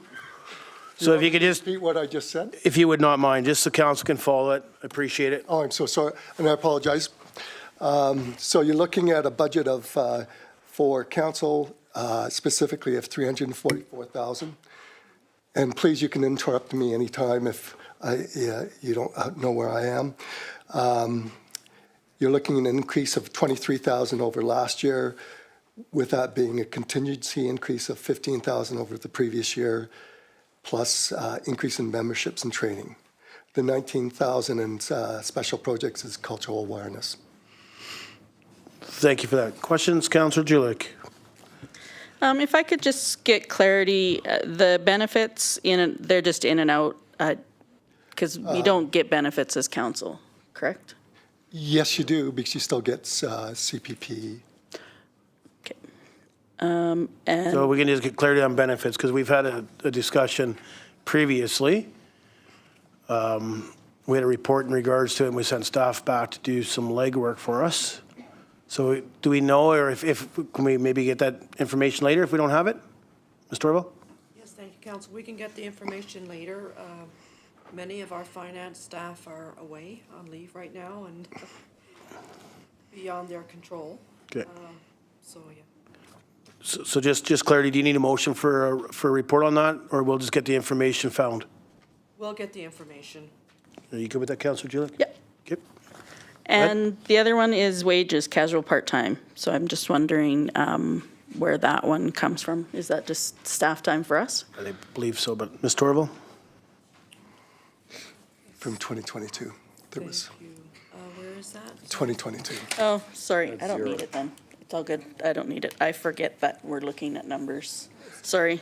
No, it's all good. Okay, yes, that's another question no more. Go ahead. Council, that would be for the, when you have committees, there was money budgeted for a recording secretary and someone to do your minutes and arrange your meetings and meals and whatnot, yeah. Yep. Thank you for that. I was about to mention maybe that's what it was for, but thank you for that. Any other questions in regards to the council's budget, operating versus the actuals? It might not be added in here, and maybe it is, but if we just get clarity, I know we were looking for some information come back from a previous motion, a previous meeting in regards to an increase. Has that increase been added to this at this point? No, it hasn't. Thank you. Any other questions from council on that one? So back to staff. Okay. First, I got a question for Dustin. Do we have can I get to Schedule A on this? Yeah, okay. So, is it okay if you just read from your papers and not have to? Yep. And we don't have to go down to the detail in that anyways. So I'll just start with So just for council, that's page 24. page 24, Schedule A. Thank you. So I had a question of how this works. This is how your bylaw will be formatted. And I'll just give a brief explanation over all of this. So and before I start though, I have an apology. I look at 2028 and there's some missing numbers in that. So that will be cleaned up at the next meeting. Just I apologize for that. No problem. Thank you very much for catching it. It was a question I had already, so. I'm glad I Minus got me. it before the question was raised. I'll just start giving an overview. So the budget as presented today gives a revenues of just under 20 million. The In the following section, revenue, your property taxes are neutral in this budget, which obviously can be increased future. Your sales of services are basically neutral, or it's what staff has come up with the numbers. In that, the transfers are all your conditional grants, such as the Peace River Agreement and your grants for possible, and they're not always approved in this number. They can, your economic development grant for the wireless is in there. It has not been approved yet, but you have to put it in the budget in this way. So that's the government transfers. In investment income, the investment income is changed. I've changed it up a little bit this year. So in the investment income, you're looking at that's the total interest that the district receives for the year. So you're looking at just over 1.2 million in interest income. Of that investment income, about 750,000 goes to your reserves, which is statutory, and you have to do that. That's not something you cannot use those interest revenues for operating. But I like to do that just so you guys know, the village. I'm now in Poos times. So you're looking at, when you set up a statutory reserve, you have to use the interest income for that. But I think it's a good idea to know the overall investment income that you get. After that, you're looking at a total operating expenses of just over 17 million, and also a capital budget of 10,624,000, just under. Now I'll go through the whole sheet because there's some questions how that was formatted. So if we look at the total revenues, I've explained what the total revenues are, and that's just under 20 million. So in operating expenditures, we look at that next row down. You're looking at fiscal operating expenses of 3,089,000, and of which there's interest payments that you do on a debenture that you've got outstanding, plus another 17,000. The 3,046,000 is the amortization expense. It's not a cash expense. So so that's why if you look down below in the you add back amortization of the same amount. So in the magic of accounting, you take it away and then you bring it back. That's common for the PSAP rules. I think it's a good way of doing that, doing it. So in your total operating expenses by function, i.e. your general government services, protective services, on and on, you're looking at a operating budget of just under 14 million. Now, you're looking at, you have special projects of 234,000 in that, and also in this functions, it includes expenditures for your fleet. So it adds, so if you're looking at the Appendix B, C, D, and E, they won't match up because this includes the amortization for, it gets expended down there. Now, the next thing in our magical way, we add, if you look down below, in internal revenue fleet, that's then added back on. So again, we take it and then we give it back again. So so we're looking at total operating expenditures of just over 17 million, with including the amortization and other fiscal expenses, which gives you a revenue over expenses of just over 2.8 million. So next, we add those back, as I've told you earlier about amortization. We have that internal revenue fleet, which I've just told you about. And to fund your capital budget, as best we can, we take 5,162,000 out of your reserves. and that constitutes a revenue at that point. So that's the total additions is $8,672,000. I won't do the hundreds, it's too blah, blah, blah for me. So then when we deduct, in the deduct is we include the principal payment on debt, which is the last payment for this year of $114,000, and we transfer to reserves, which is just under 2.6 million. And that is the yearly amount that you put to your reserves. You're the only ones that I'm aware of. Tumblr is the only district that I'm aware of that actually puts money into reserves like this. It's very forward thinking. I'd have a few tweaks that I'd put on it, but it's a real feather in your hat to do this. It's a very good practice to continue with.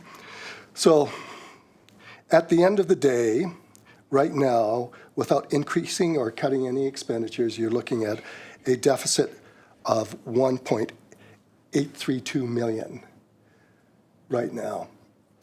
Obviously, there's some changes that we have to make to by May 5th, either a combination of increasing your revenues through tax and or decreasing expenditures, because we have to submit a balanced budget by May. Okay? Is there any questions on this one? Yeah, I have a couple, and then I'll go to Councillor Hoffman. Just when we talk about water and sewer services, the numbers we have here, is that with the increase that we've approved? Mr. Revel? We did an increase, well, tax rate increase. Is that amount been adjusted on this? I will have to ask Mr. Curry. Mayor and Council, to the best of my knowledge, that yes, this is included, but it's not in the functions. It'll be into the revenue, the sale of services is where it would be captured. Okay. We just need to confirm that, just so we didn't miss the step is all I want to confirm. And then the other one I have before I go to Councillor Hoffman, and if he doesn't ask it, I'll come back, is the principal payment on debt of the $114,000 that we're talking about. Is that the last payment on the community center? Mr. Yes. Revel? I'll ask Mr. McPhail. Yes. Yes. Okay, thank you. I thought it was, but I just wanted to confirm that that's our last payment. I mean, it comes up pretty much every year. We talked about paying it off early at one time, but it wasn't worth it. So, Councillor Hoffman. Thank you, Mayor. I guess your reaction, staff's reaction to our transfer to reserves in the amount of 2.5 million being great practice is, if that's not a requirement, looking at our financial plan balance, I'm not sure why we're out of balance if we can just change a transfer to reserves. I'm not saying we should, but why can we not, instead of paying into reserves, pay our operating and capital budgets? Mr. Revel? Thank you. Mr. McPhail? So the way that you're, so I'll just think how to answer this correctly. So if you were going to, you're on a hybrid model where you're not funding your capital purchases completely through your transfers to reserves. Did I make sense there? Do you? As far as I understood it in So, layman's terms, is that we're not so taking every bit from our reserves. We finance it in Yeah, another way. so for example, the way that you fund your paving expenditures, the amount in the transfer is $75, and the going price, I'm going to just off the top of my head is probably $175 per cubic feet. So you're not putting enough. You're putting money into reserves, which is a great practice, but you're not putting enough, so you have to fund it through your operating. In your equipment, the way you're doing reserves, again, it's great. I will keep on repeating. It's a very good practice. What you're doing is using the accounting method. You're using your book cost for your replacement value, and you're, say, using accounting, your accounting life. So, for example, in the fire truck, for example, which is a good example, say you bought it 20 years ago for $300,000 or $400,000, so you've got $400,000 in the reserve, but it costs you $1 million to replace. I'm putting those numbers, by the way, are just, they're play numbers. But so where your problem is, in the true life cycle costing, what you do, and this is the latest practice in the industry, is that you, say, every 5 years revisit your equipment pool, your paving pool, and you update the costs. So you would transfer enough money in every 5 years to cover your reserves. So you would fund all your capital expenditures through your reserves. Okay, so if I'm understanding. Follow up, Councillor Hoffman? Thank you, Mayor. Sorry about that. So as I understand it then, that 2.58 is essentially being already earmarked to various pools to keep them up for future replacement. It's not just sort of straight into a general reserve fund. Ms. Torval? Mr. McHale? So, say in an equipment, say if I have a pool, the way I look at it, and the way is that, say you have your equipment would be, say 25 years, because you would include, the way I would do it is include all your capital equipment. So if your replacement value is, say 100 million for all the equipment that you've got here, and it's 25 years, so you've got to put in 4 million a year to replace your equipment. And then what you do is fund your equipment through that reserve. Correct. So it's up and down. There's not one. I think I'm following that. Basically, this is you're approving of the practice because you're not finding money every year for everything. You have a group of money that you're sort of trying to keep on balance for across the board. So if we started cutting into that 2.5 million a year, very soon you're not having the funding for a bunch of various equipments and other capital expenditures. It's the life cycle. It's basically asset management. Okay. And it's life cycle costing and funding. And it's the delay. It's what senior governments are trying to do. Oh, I'm sorry. No, that's fine. No, go ahead. I didn't catch It's it. it's what senior governments are trying to promote for industry practices. And I'm sorry, because I'm used to speaking in both Taylor and Poos, so it's a little difficult for me, so I apologize. No problem. Follow up, Councillor Hoffman? Yes, I'm trying to wrap my head around this. So speaking in consequences, if we were to essentially raid the transfer to reserves, which you have essentially roughly the same each year, you end up with a situation where a large-scale cost catches up to you and you need to fund it all at once as opposed to having this general reserve. So by this practice, you cannot, in a good year, put in a little more, and in a bad year, take it out. That would defeat the purpose of this practice, as I understand it. Ms. Torval? Mr. McPhail? Yes, there's not too many municipalities that do it, like the full life cycle, as I understand it. That includes Vancouver and all the bigger facilities. But I would argue, as our municipalities become longer in the tooth, it's the way to do it, because it's really who pays. Say, for example, if you are, like, God forbid, what happened in Lytton, where everything gets burnt down. It's basically, how do you replace it? Thank you. Councillor Norbury? Thank you, Mayor Kakaka. Just to weigh in on the conversation, like last council, we spoke a lot about asset management. And I want to think a few years ago, I think it was at FCM, there was a big talk about it, as well as UBCM, and it's a way to stabilize costs, right? So rather than have, like Councillor Hoffman, you pointed out, big spike, we put this money aside so that we don't have these huge spikes in, now we have an $8 million ask. We've actually saved up because we know life cycles. We put this money aside. So, we do have a forward-thinking council, and we do need to save for later. So, unless we have extreme circumstances where we have to say, hey, we're not going to save for tomorrow. Yeah, so I'll still throw my 2 cents out there on why we do the asset management. Super important. Yeah, no, thank you for that. And I mean, to me, I thank previous councils. They're the ones that really started this process and, having the reserves and having money there for when things did come up, whether it was the starting of the asphalt replacement. That was for previous councils saving. So to me, smart work ahead of time. Before I go to Councillor Julik, my other question would be in the investment income. In 2027 and 2028, you have it dropping. Is there a reason for that, or are you reading something out, or are you just thinking? Mr. Orwell? Sorry. I'm just thinking. The crystal depends how foggy my crystal ball or something. I tend to focus on the first year, especially in the first meeting. So when you bring this up, I will look at it again. So thank you for bringing that forward to me. It's investment income. I don't like to when I'm budgeting.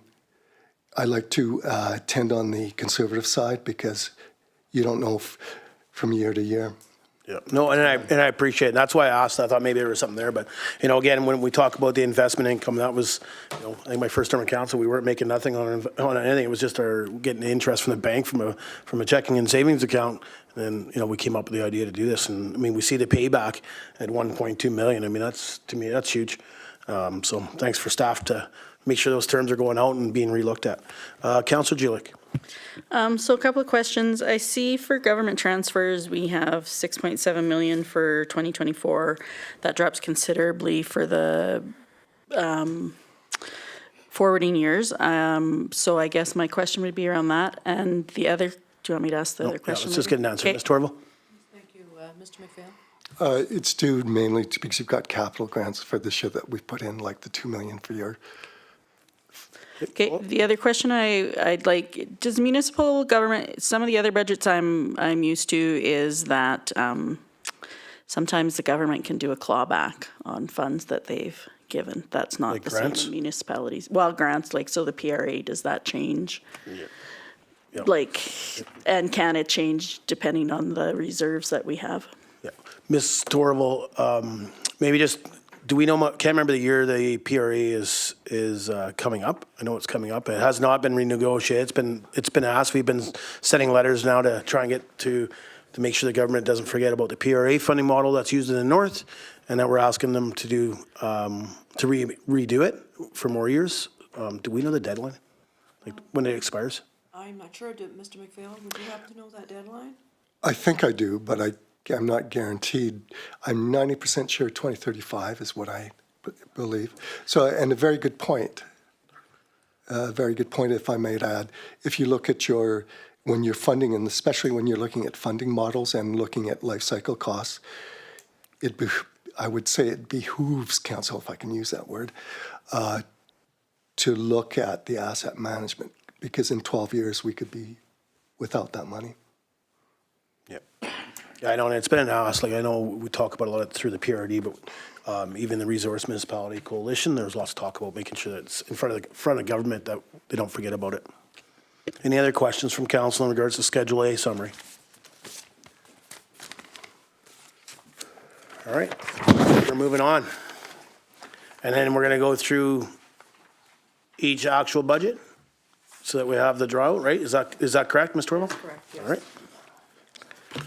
So I just wanted to get a little bit more information how we did this, or I guess maybe I should say how I did this. I thought rather than go through your 30-page for the essence of time, that we would go through first give you the general overview of the budget and where the variances come from, and then go to the detailed. So this is the next one we'll be looking at. It, I believe, is Schedule B. And so we can, the way I've grouped this is the way actually it's grouped in Puskupi, because you guys started with M360, so your chart of accounts, at least on the object level, is the same way. So I just followed the grouping that's done through M360. So we have the salaries and wages, so that's pretty plain and simple, just all the salaries and wages are grouped into that area.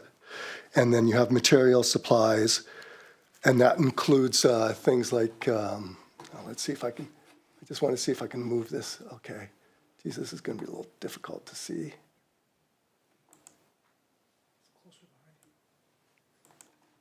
Oh, that's good. So that's salaries and wages. Maybe this is easier. So any questions that you have, I can drill down and give you more detail if you so wish. So on the salary and wages, as I explained, is that in your materials and supplies is also pretty similar. It includes all your supplies, your propane and all that other stuff. And then in contracted property services are mainly your repairs and maintenance to buildings and utilities. And then from there, we go to contracted professional services. That includes your legal insurance, your outside consulting that you bring in your engineers. And then finally, in miscellaneous, or not finally, but in miscellaneous, there is your various fees, interest, so on and so forth, and amortization in that as well. So, does that make, so the smaller accounts are grouped into these major headings, okay? Yep, Let's do this again. Makes sense, council? Everybody? Yep. So I just have a question on this one here. So when we talk about salary, wage, and benefits at 8.1, that's not including what was just approved tonight? No. Okay. And then 956,117 variance for the increase, that is the QP agreement?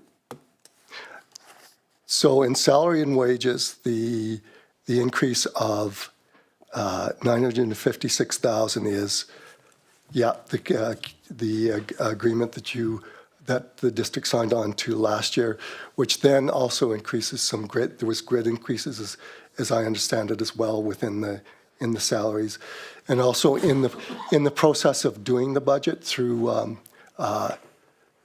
Doing the budget, it was discovered that in previous years, say for example in the golf course, there was wages that were not the district's budget in the previous year's budgets. Salaries were never correctly, but were not budgeted high enough. So this year, this budget also includes that as well. So so there's three main items that have increased the salaries and wages in this year. Okay, Councillor Julik. So if I understood correctly, the contracted property services, that was for maintenance and utilities. So the 171,000 variance from the 23 to 24. Yeah. So is that due to some of the things that we've already put forward in the capital costs? No.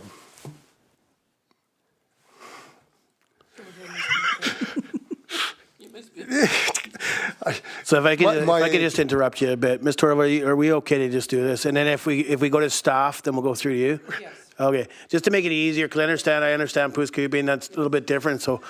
I just. No, we'll just open it up that way, and the questions will come to me, and we'll just make sure that we're just not talking direct. That's all. Go ahead, sir. So the 171,000 for property services are a combination of utilities and insurance. Your insurance costs went up. And let's see if I can get this. I can't, I know some of the council was not complaining, but saying they couldn't see that screen very well. Well, that's me too.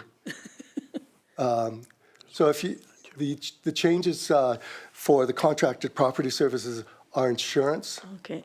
Your I can't do it that way. I see the There's various. a screen right behind you too, if you need to have a gander. So I know what it is, but I just can't see it. Anyways, the insurance, there was about $58,000 in insurance was higher this year it's the actual, so there's not much you can do about it. The other big increase for contracted property services, because you have to budget your utilities for a normal year. This wasn't a normal year, or last year wasn't a normal year, the carbon tax. So So I guess just, I mean, I had the same question, but have we made sure we've done the increase with the new increase of carbon tax coming in April? Is that estimated into this increase? I'd like to defer to, Ms. Torval? yeah. If we don't know the information, we can just mark it down, or we can do motions. I don't have it, but Dr. Mr. Bento, maybe. Mayor and Council, I don't have that information. Okay. Yeah. We don't have that information right now, so. No problem. If it just can be just noted, I mean, obviously, we know there's an increase coming at the beginning of April. And we hope BC acts as the carbon tax, but it doesn't look good.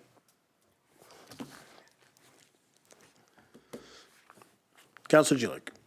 Sorry, now that he asked about the carbon tax, I remembered we're having a minimum wage increase. That's not going to affect us, correct? Because of the QP and that kind of stuff, correct? All right. We don't have, they follow the QP or our exempt staff administration post. Okay, that's what I figured. Just thought I better ask. Any other questions in regards to the summary before we get into all the departments? All right, please continue. I'll just continue and finish on Schedule B here Yep. first. If you notice in miscellaneous, it's an increase.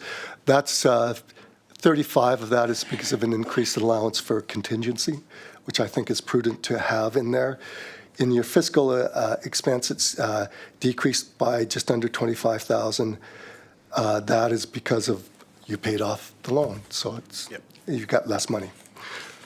Okay. So that's all. Any more questions on Schedule B? Council? We're good to proceed. Okay. So, someone else controlling, or did you want to help? Thank you. Do you want to just, okay, so we'll, I'll defer to the directors at points and questions that I can't answer, which could be quite a bit.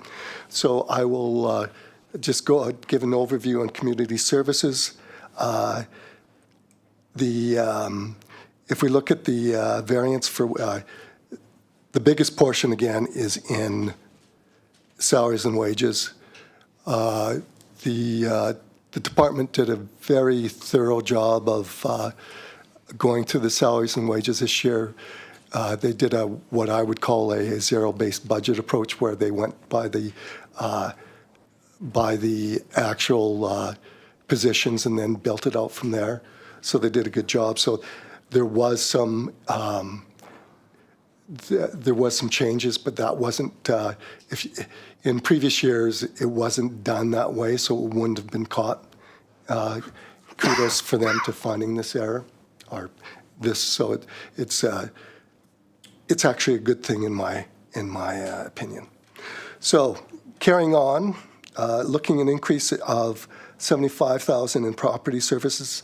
Again, that's on the utilities, as I've mentioned previously, which gives you an increase of $530,000 as compared to last year. So it's about a budget of 4.8 million, or just under 4.8 million, with the biggest increase coming from salaries and wages.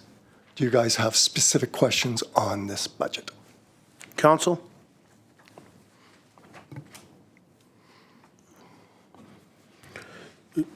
So I have a question, but it's not for the 2024, but is there a reason we see the fluctuation between budgeted and actuals in 2022 and 2023? And is this prevented by the increase in 2024? So in 2022, you budgeted 1.9, we spent over that. As I understand it, and I'll defer to, when I looked at it, it was because of the different service levels you had at the pool and the different staffing levels you had that, so that it's not, and it's actually one of the problems you had with the budgeting per se, is there was so many changes made. Thank you. Any question or anything else? Okay, we can move on to ACDEV. Okay, so for ACDEV, you're looking at a budget of just under $700,000 with an increase of 73,000, of which special projects accounts for $60,000 of that. And given that I can't remember what the special projects are, if you have questions on that, I'll defer to the director on that. Materials and supplies, there's an increase, but again, that was, again, I can't remember exactly. So I will defer that too. So any questions on the ACDEV? I do. Council? Okay, I'll start off. If under contracted professional services, I mean, I'm going to go from the previous years to this one, but so previously in 2023, we budgeted 117.5. The actual came in at 52,721. Now we're budgeting 13.5. Is there a reason? Ms. Torval? We'll ask Ms. Olson.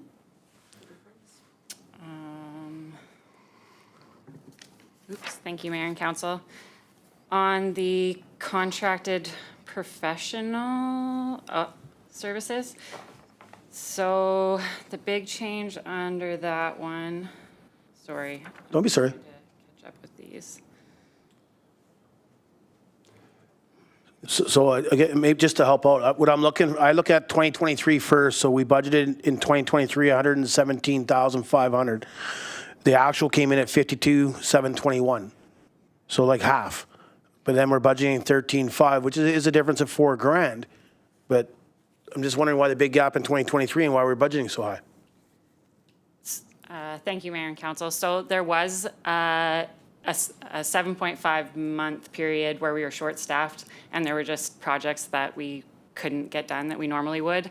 There's also a discrepancy last year between the conference and registration fees and the travel. Some things got coded mixed up, so it looked like our travel went way over and our conferences was way under, but we just created a new trade show coding last year, so it should balance out better this year now that we are clearer on that. I also just wanted to mention that the special projects include the Growing Communities Fund, 100,000, the NDIT grant for business facade, and a carryover from last year. Perfect, thank you. Any other questions from council? All right.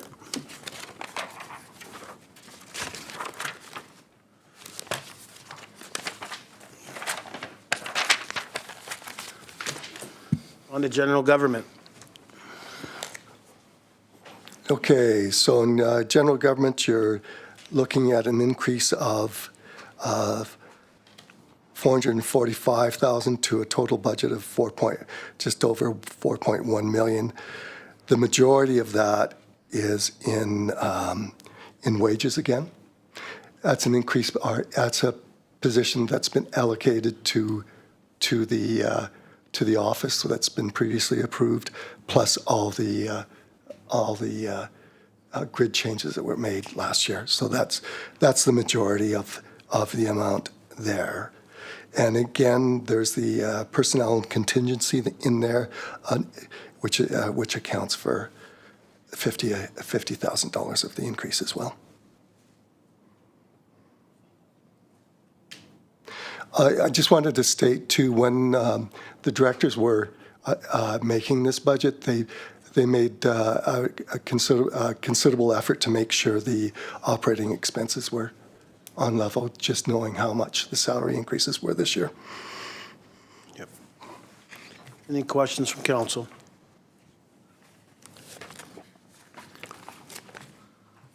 All right, golf course. In the golf course, you're looking at an increase of your budget of $112,000 to $475,000. The increase can be stated as the biggest amount of that increase is for wages, which is just under $74,000. As you can see in if you go to the 2022 budget, you're looking at, I just want to show you how it's been under budget for wages for quite some time. So in the 2022 budget, we allocated $223,000 for wages. We spent $255. In last year, we budgeted 251, and we spent 287. So what's been done is basically catching up to what has to the actuals. In materials and supplies, the majority of that is actually an expense that actually is a good thing because it's a cost of goods sold. There's a $15,000 increase in for your sales, your cost of goods sold, which goes to an expense in this budget. So it actually, the increase actually means you're making more money. It's just a cost of goods sold. And there's this small increase in property services. Can you, I can't remember what that all is. Can you increase that for me, Dustin?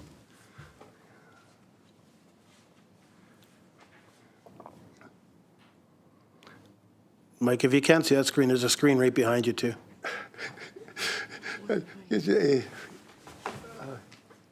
So you can see there's a $14,000 increase in that's worse. It's mainly utilities on that one as well. Okay. Questions from council? So I have, go ahead, are you going to go? Okay, so I guess if you could just explain to me and how it was caught, what it's about, and that's going to be the wages. So you mentioned yourself in 2022 what we budgeted and what we spent. So we spent, $28,000 more than we budgeted. We spent $30,000 more and $35,000 more in 2023. And then obviously we've increased this year because we've caught something. What is that? It's the way you do the staff budgets specifically in the facilities. What they did is they had they basically said these are the positions that we've been approved by council, and to do this, so this GL should have this many positions to it. The problem for, if I may digress, the problem that you've got for a lot of your wages when you're doing the budget is that you guys have a lot of wage accounts or a lot of GLs, period. So what happens when you do all this, the reason why things like this can get missed is because you just have so many accounts. And if you look, your public works guy has like a page in the back page. When they do a time card, they have a page of GLs they can select from. That's my little, I'm a simple, I believe in simplicity, and that's my, I can't imagine if I'm a public works guy trying to code that. Yeah. I think we used to be simpler, and then it was found that we needed to increase or whatever, for whatever capture. So that was brought forward. It's an ebb and flow. It Yeah. is an ebb and flow. And there's good reasons to track your costs, but you do have to ask why. Okay, so Ms. Torval, I'm going to ask a question. I'm not sure if it's allowed to be asked here, but I'm going to ask it. So we approved a position at the golf course that has never been filled. And has been discussed multiple times and why. And then there was a sign hung on a cart before we had an operator that could sell alcohol.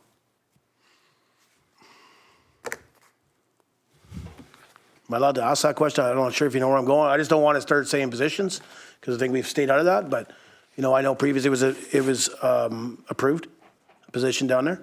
To me, in my knowledge, it's never 100% been filled. Is this where that increase is? Because that might be a discussion that needs to come back and say maybe this council doesn't want that position. And that was a golf course marshal. Yeah, thank you, Council, and I was just going to mention that. From my understanding, and Community Center staff is here and they can correct me if I'm wrong. I believe that Council requested that there be a golf course marshal. I don't know if that specific position was ever put into the budget, for a staff position per se. So am I correct, or Mr. Banton? Thanks, Mayor and Council. I'll pass to Ms. McKay. Good evening, Mayor and Council. My knowledge of the marshal position was when we had the summer student positions. Some hours were dedicated to that position, mostly during COVID, when we wanted to monitor the course for social distancing and that sort of thing. We do, I mean, the hours haven't been scheduled for a marshal position, certainly not a full-time 8-hour position. We do have staff that will come out and marshal when we do big tournaments and that sort of thing, just to have that extra security out there and just to be sure that carts aren't straying off the course. But that's all I can report at this time. Okay, thank you for that. I'm not sure, Mr. Orley, you'll need a motion or not to look that up, but I know I said on the previous council, we made a motion to add a position, and it was to be full-time. And I'm just wondering if that's within this budget, because, I mean, to me, this may be a conversation with this council when I see the increase on this proposed budget, that position has never been filled, maybe we don't want it no more. Just asking, I mean, obviously it hasn't been filled, so I don't think we'd be against the QB, but I know there was a motion, Councilor Norbury, you said on the council that came up. Correct me if I'm wrong, but I 100% remember a motion being put on the floor to add that, and if we've never filled it, are we allowed to take that away? Thank you, Council. It is, well, it's your budget, so it is your prerogative if you wish to take that away. I don't know that, I'm thinking that because it wasn't, I know Council requested that there be a marshal for the golf course. I know they requested a position. And again, I don't know if we actually, if it got lost or missed from being brought forward to be included in a budget. And I'm thinking that that's what happened. Okay, appreciate that. Councilor Norbury? I think you both hit it. Like, we definitely asked to have a court martial down there. Now, if that motion encompassed having an actual new employee, I'm not sure. I think we just asked for marshalling to be done and said, hey, let's do it, and then staff sort of dealt with it. And I just want to make sure, and I know, like, obviously, I think you had staff's hands up, but like, if this is the increase that I see in the budget, and if it's not, so be it, but if it is, maybe that's a conversation this council needs to have. I mean, I'll be honest, I'm a golfer. I mean, no disrespect, has there been a sign on a cart? Yep. But it's come up a couple times, so do we need a motion to have a look at that, for that report? Mr. Orville? Yes, please, I would request that, given this conversation tonight, and yes, absolutely, that we investigate and bring back a report as to where this went. Is this the right place to make that motion? Yes, absolutely. Okay. Put a motion on the floor that we ask staff to produce a report in regards to the staffing position that previous council may or may not have added for a golf course marshal. Take a seconder, please. Councilor Norbury, discussion. So I just want to make a comment. The reason I'm asking for this is, maybe it's not the increase, and then that's okay. Maybe it fell through and it didn't. But I mean, if this may be a conversation that this council may need to have. Just again, to me, I agree with Councilor Norbury earlier that we need to try and save some money, and we haven't even talked the full increase yet here. And council, if I may, this can be something that we can definitely include in the report as well, as to, all the details around it, so. And I appreciate that. Any more discussion? Councilor Julik. I know that Mr. McPhail told us the 23.7 on materials and supplies. I just want to clarify. Motion on the floor. Oh, sorry. Don't be sorry. Any more discussion on the motion on the floor? It's just requesting a staff report into a position. Okay, call the question. All in favor? Opposed? You're opposed? No. Okay. Motion carries. Councilor Jilic. Sorry, I'll pay attention. So the 23.7 difference is simply because as we see more revenue, our costs have just gone up. That's all that 23.7 is. Is that how I understood Mr. McPhail to? Yeah, he can answer. It's an increase. It's good for us because we're selling more product at a higher rate. So, normally in a financial statement, you'll see sales, like say restaurant sales. Below there, you'll say cost of goods sold. So you want it to increase, and that's all. You good? Okay. Pardon me. Any other questions in regards to the golf course operating budget?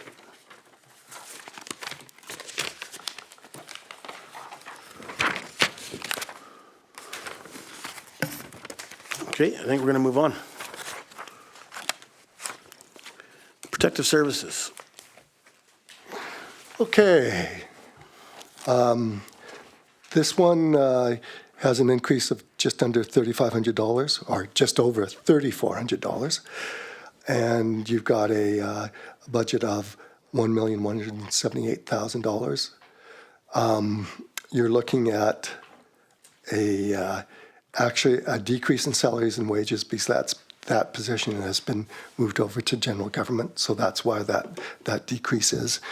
And all the other amounts in that are within reason. Ms. Torval, am I allowed to ask what position? Yes. Can I ask that question? What position was moved over? Yes, it's the occupational health and safety officer. Sorry? Sorry, Councillor Julik? Okay. The reason I asked that is because I believe in the previous budget, we approved a position, it was to be under protective services. And I think we have information coming eventually on why, or no? Why that was changed? Is there a reasoning? No? Okay. Sorry, I'm just curious, like, okay. Any other questions regarding protective services? Okay, on to Public Works. Okay, so next, we're looking at, in Public Works, we're looking at an increase year over year of just under $269,000 for a budget of $3 million, and I'll say $3.8 million. You're looking at an increase in wages as compared to last year of $257,000. That is somewhat. We actually, when doing this budget, the decision was to make, because we put the positions to where they are supposed to be. I.e., so the actuals, if you look in the next two budget, the actuals will go, i.e., to water and sewer. So this is higher, your Public Works is higher, but that's then decreased your water and sewer budgets, the variances on that. Okay. So that's why I'm that. going to ask a question directly on that because we just increased our sewer and water taxation because of the cost of the water and sewer departments. If we've moved those numbers from water and sewer, and I know we're not there yet, but if we've moved those numbers, does that lower our running cost of water and sewer, which in return would lower our taxation that we just increased in December? Sorry, didn't increase. A motion was made to support the increase. Does that now change? Ms. Torval? I would say not, because your actuals will be, you would base it on your actuals and not your budget. The question becomes is if those positions are FTEs to Public Works, because as I understand it, you took positions away from water and sewer. Am I? We have not Oh, taken. no, I'm wrong. Okay with that. I'm sorry. I must have been remembering something, some other conversation, how it happened. So basically what's happened is we've just, the positions are budgeted for Public Works and the actuals get placed into other as it happens. I don't think it's a problem, or I don't feel, in my opinion, it's not a problem for water and sewer because your actuals are what, your budget is a budget. Your actuals are what is real. Okay, we'll just continue on with the Public Works for now then. And the other variances, so that's the big variance in your Public Works. So is there any other questions you have on that? Council? Nope, moving on. Now on to sewer. And as I said previously, you're looking at a variance there, or a reduction of year to year from 589 to 457. Your actual will go back to historical levels, in most likely. And it is something, to your point, Your Worship, that would be something that staff could think of in future years, how to allocate those positions, FTEs, in future. I will think about that some more, how you could do that differently. So I'm going to ask the same question. So in December, we received a report from staff. Council took the report, got some conversation going. We made a motion to support the staff recommendation to increase water and sewer taxes. To me, that would have been based off actuals or budgeted. I'm not sure. I can't remember the report. I'll have to go back and pull it back up. But even if it was actuals, in 2023, we spent $240,652 in sewer, and now we're budgeting 180. But we budgeted 323 in 2023. So I'm thinking when this report comes forward, oh, tickle. Those numbers were used for the operating, how much it costs us to operate sewer as a whole. Realizing that we were not in compliance, a report came forward and we increased sewer tax. Can we make sure that we are still, be honest, I've had that question asked to me multiple times. I've answered it to that report, best of my knowledge from that report. But I'm curious if this change makes any change to that. Do we need a motion for, I'm not sure, Ms. Torval, you're willing to answer that right now. I think maybe there needs to be, I probably need to dig into it, but I just want to make sure that we didn't increase sewer and water, because I mean, the next one's coming up is going to be same questions, right? Ms. Torval? We're going to take a 5-minute recess. I need to. Yeah. Yes, I just said, do we need a recess?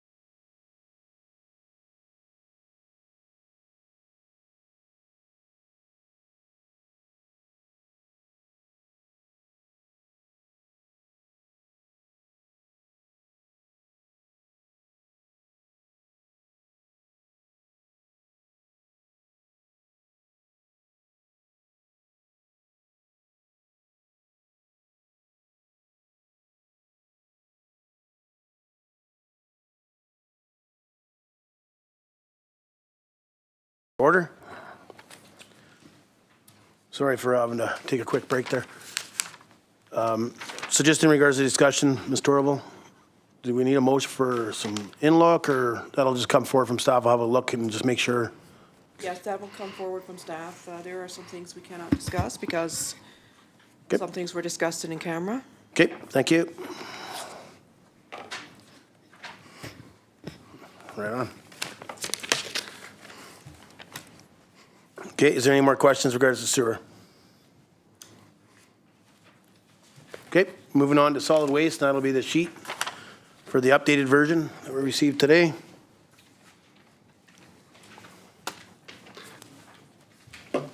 Okay, so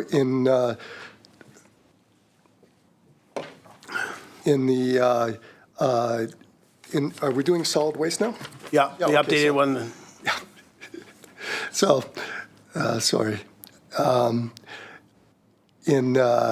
For this year, we're looking at, for the 2024 budget, we're looking at a budget of just over 789,000, and that's due in part from wages from 447,000 to 349,000 in this year's budget, with the same reasons as given prior.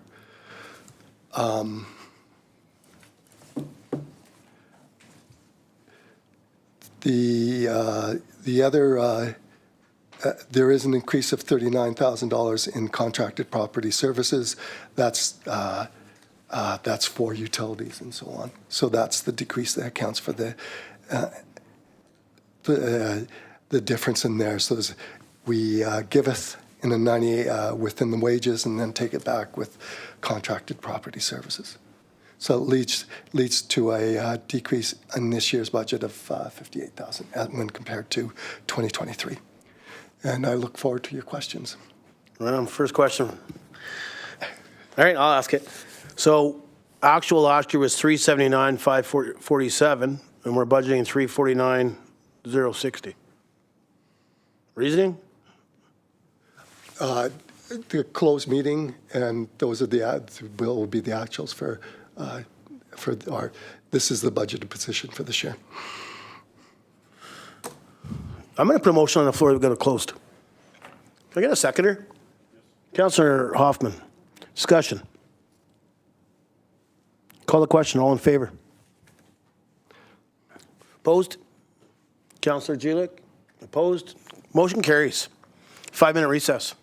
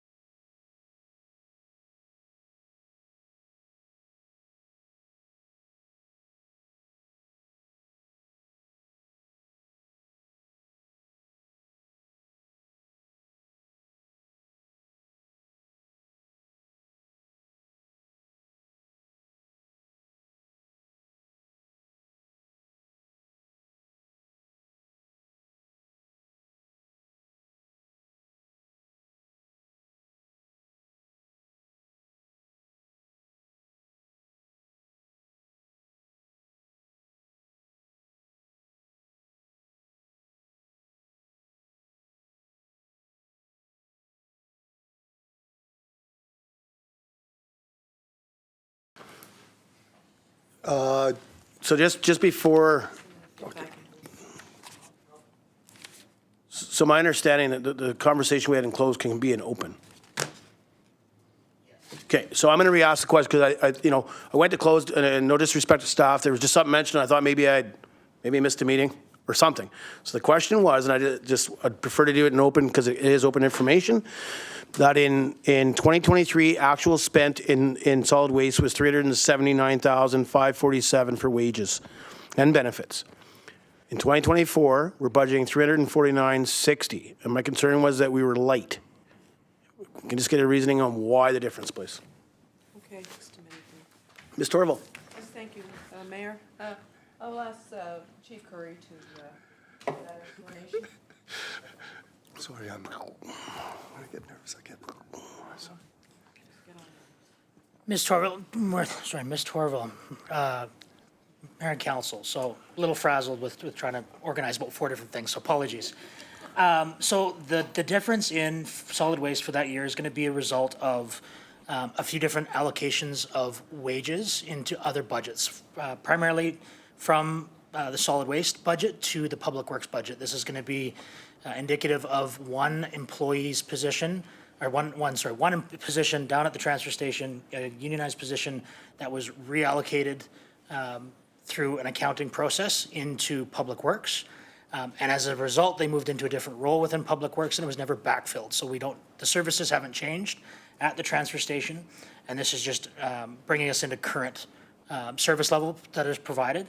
And then you also notice that there's a variance of $33,640, which is a reallocation from the director's wage, as it was split over various GLs and accounting codes prior.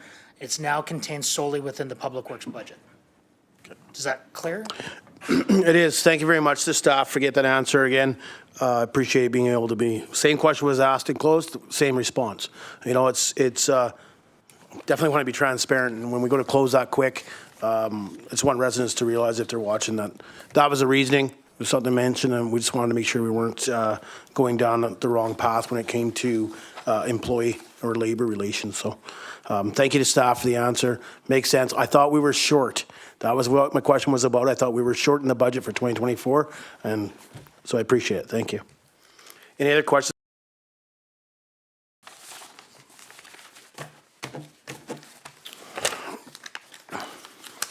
All right, we're good to go. Water. So the final one, you're looking at a budget of close to $773,000. Last year budget was $581,000. The biggest decrease is, again, thanks to the salary wages, as been mentioned previously, and with a small increase in contracted property services, which is mainly utilities. So so we're looking at, we are looking at a decrease of, now I know. You're looking at a decrease of just under $37,000. Perfect. Any questions from council? Councillor Hoffman. Thank you, Mayor. Just want to be clear with the fiscal line, there is some sort of loan or debt associated with this area? It's not debt, it's amortization. It's not there. And that's why, okay. If you noticed, I was fumbling there for a bit. That's why I should have mentioned it there. If you look at the 2023 budget, the $228,000 is not there. And we've got the actual right numbers, but for some reason that $228,000 doesn't show up in there, the actual numbers. So it's a misprint. Okay. It's a good catch. Thank you. Councilor Hoffman. Follow up. And I apologize to council. No, I appreciate it. Thank you so much. Any other questions from council?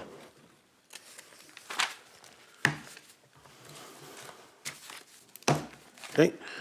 My understanding is we'll see this come forward again with the changes that council had made previously in the agenda, because those weren't added into to staff's operating budget with some of the new positions and stuff that were added in there. That'll come back Yes. later. Yes. Okay, appreciate that. Okay, any other questions or that from council?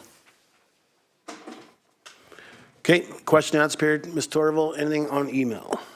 I'm just checking. Yep, no problem. There doesn't appear to be anything tonight. Take adjournment. Councillor Norbury. That the March 27th, 2024 Budget Council meeting be adjourned. Seconder, Councillor Gisso. All in favor? Motion carries.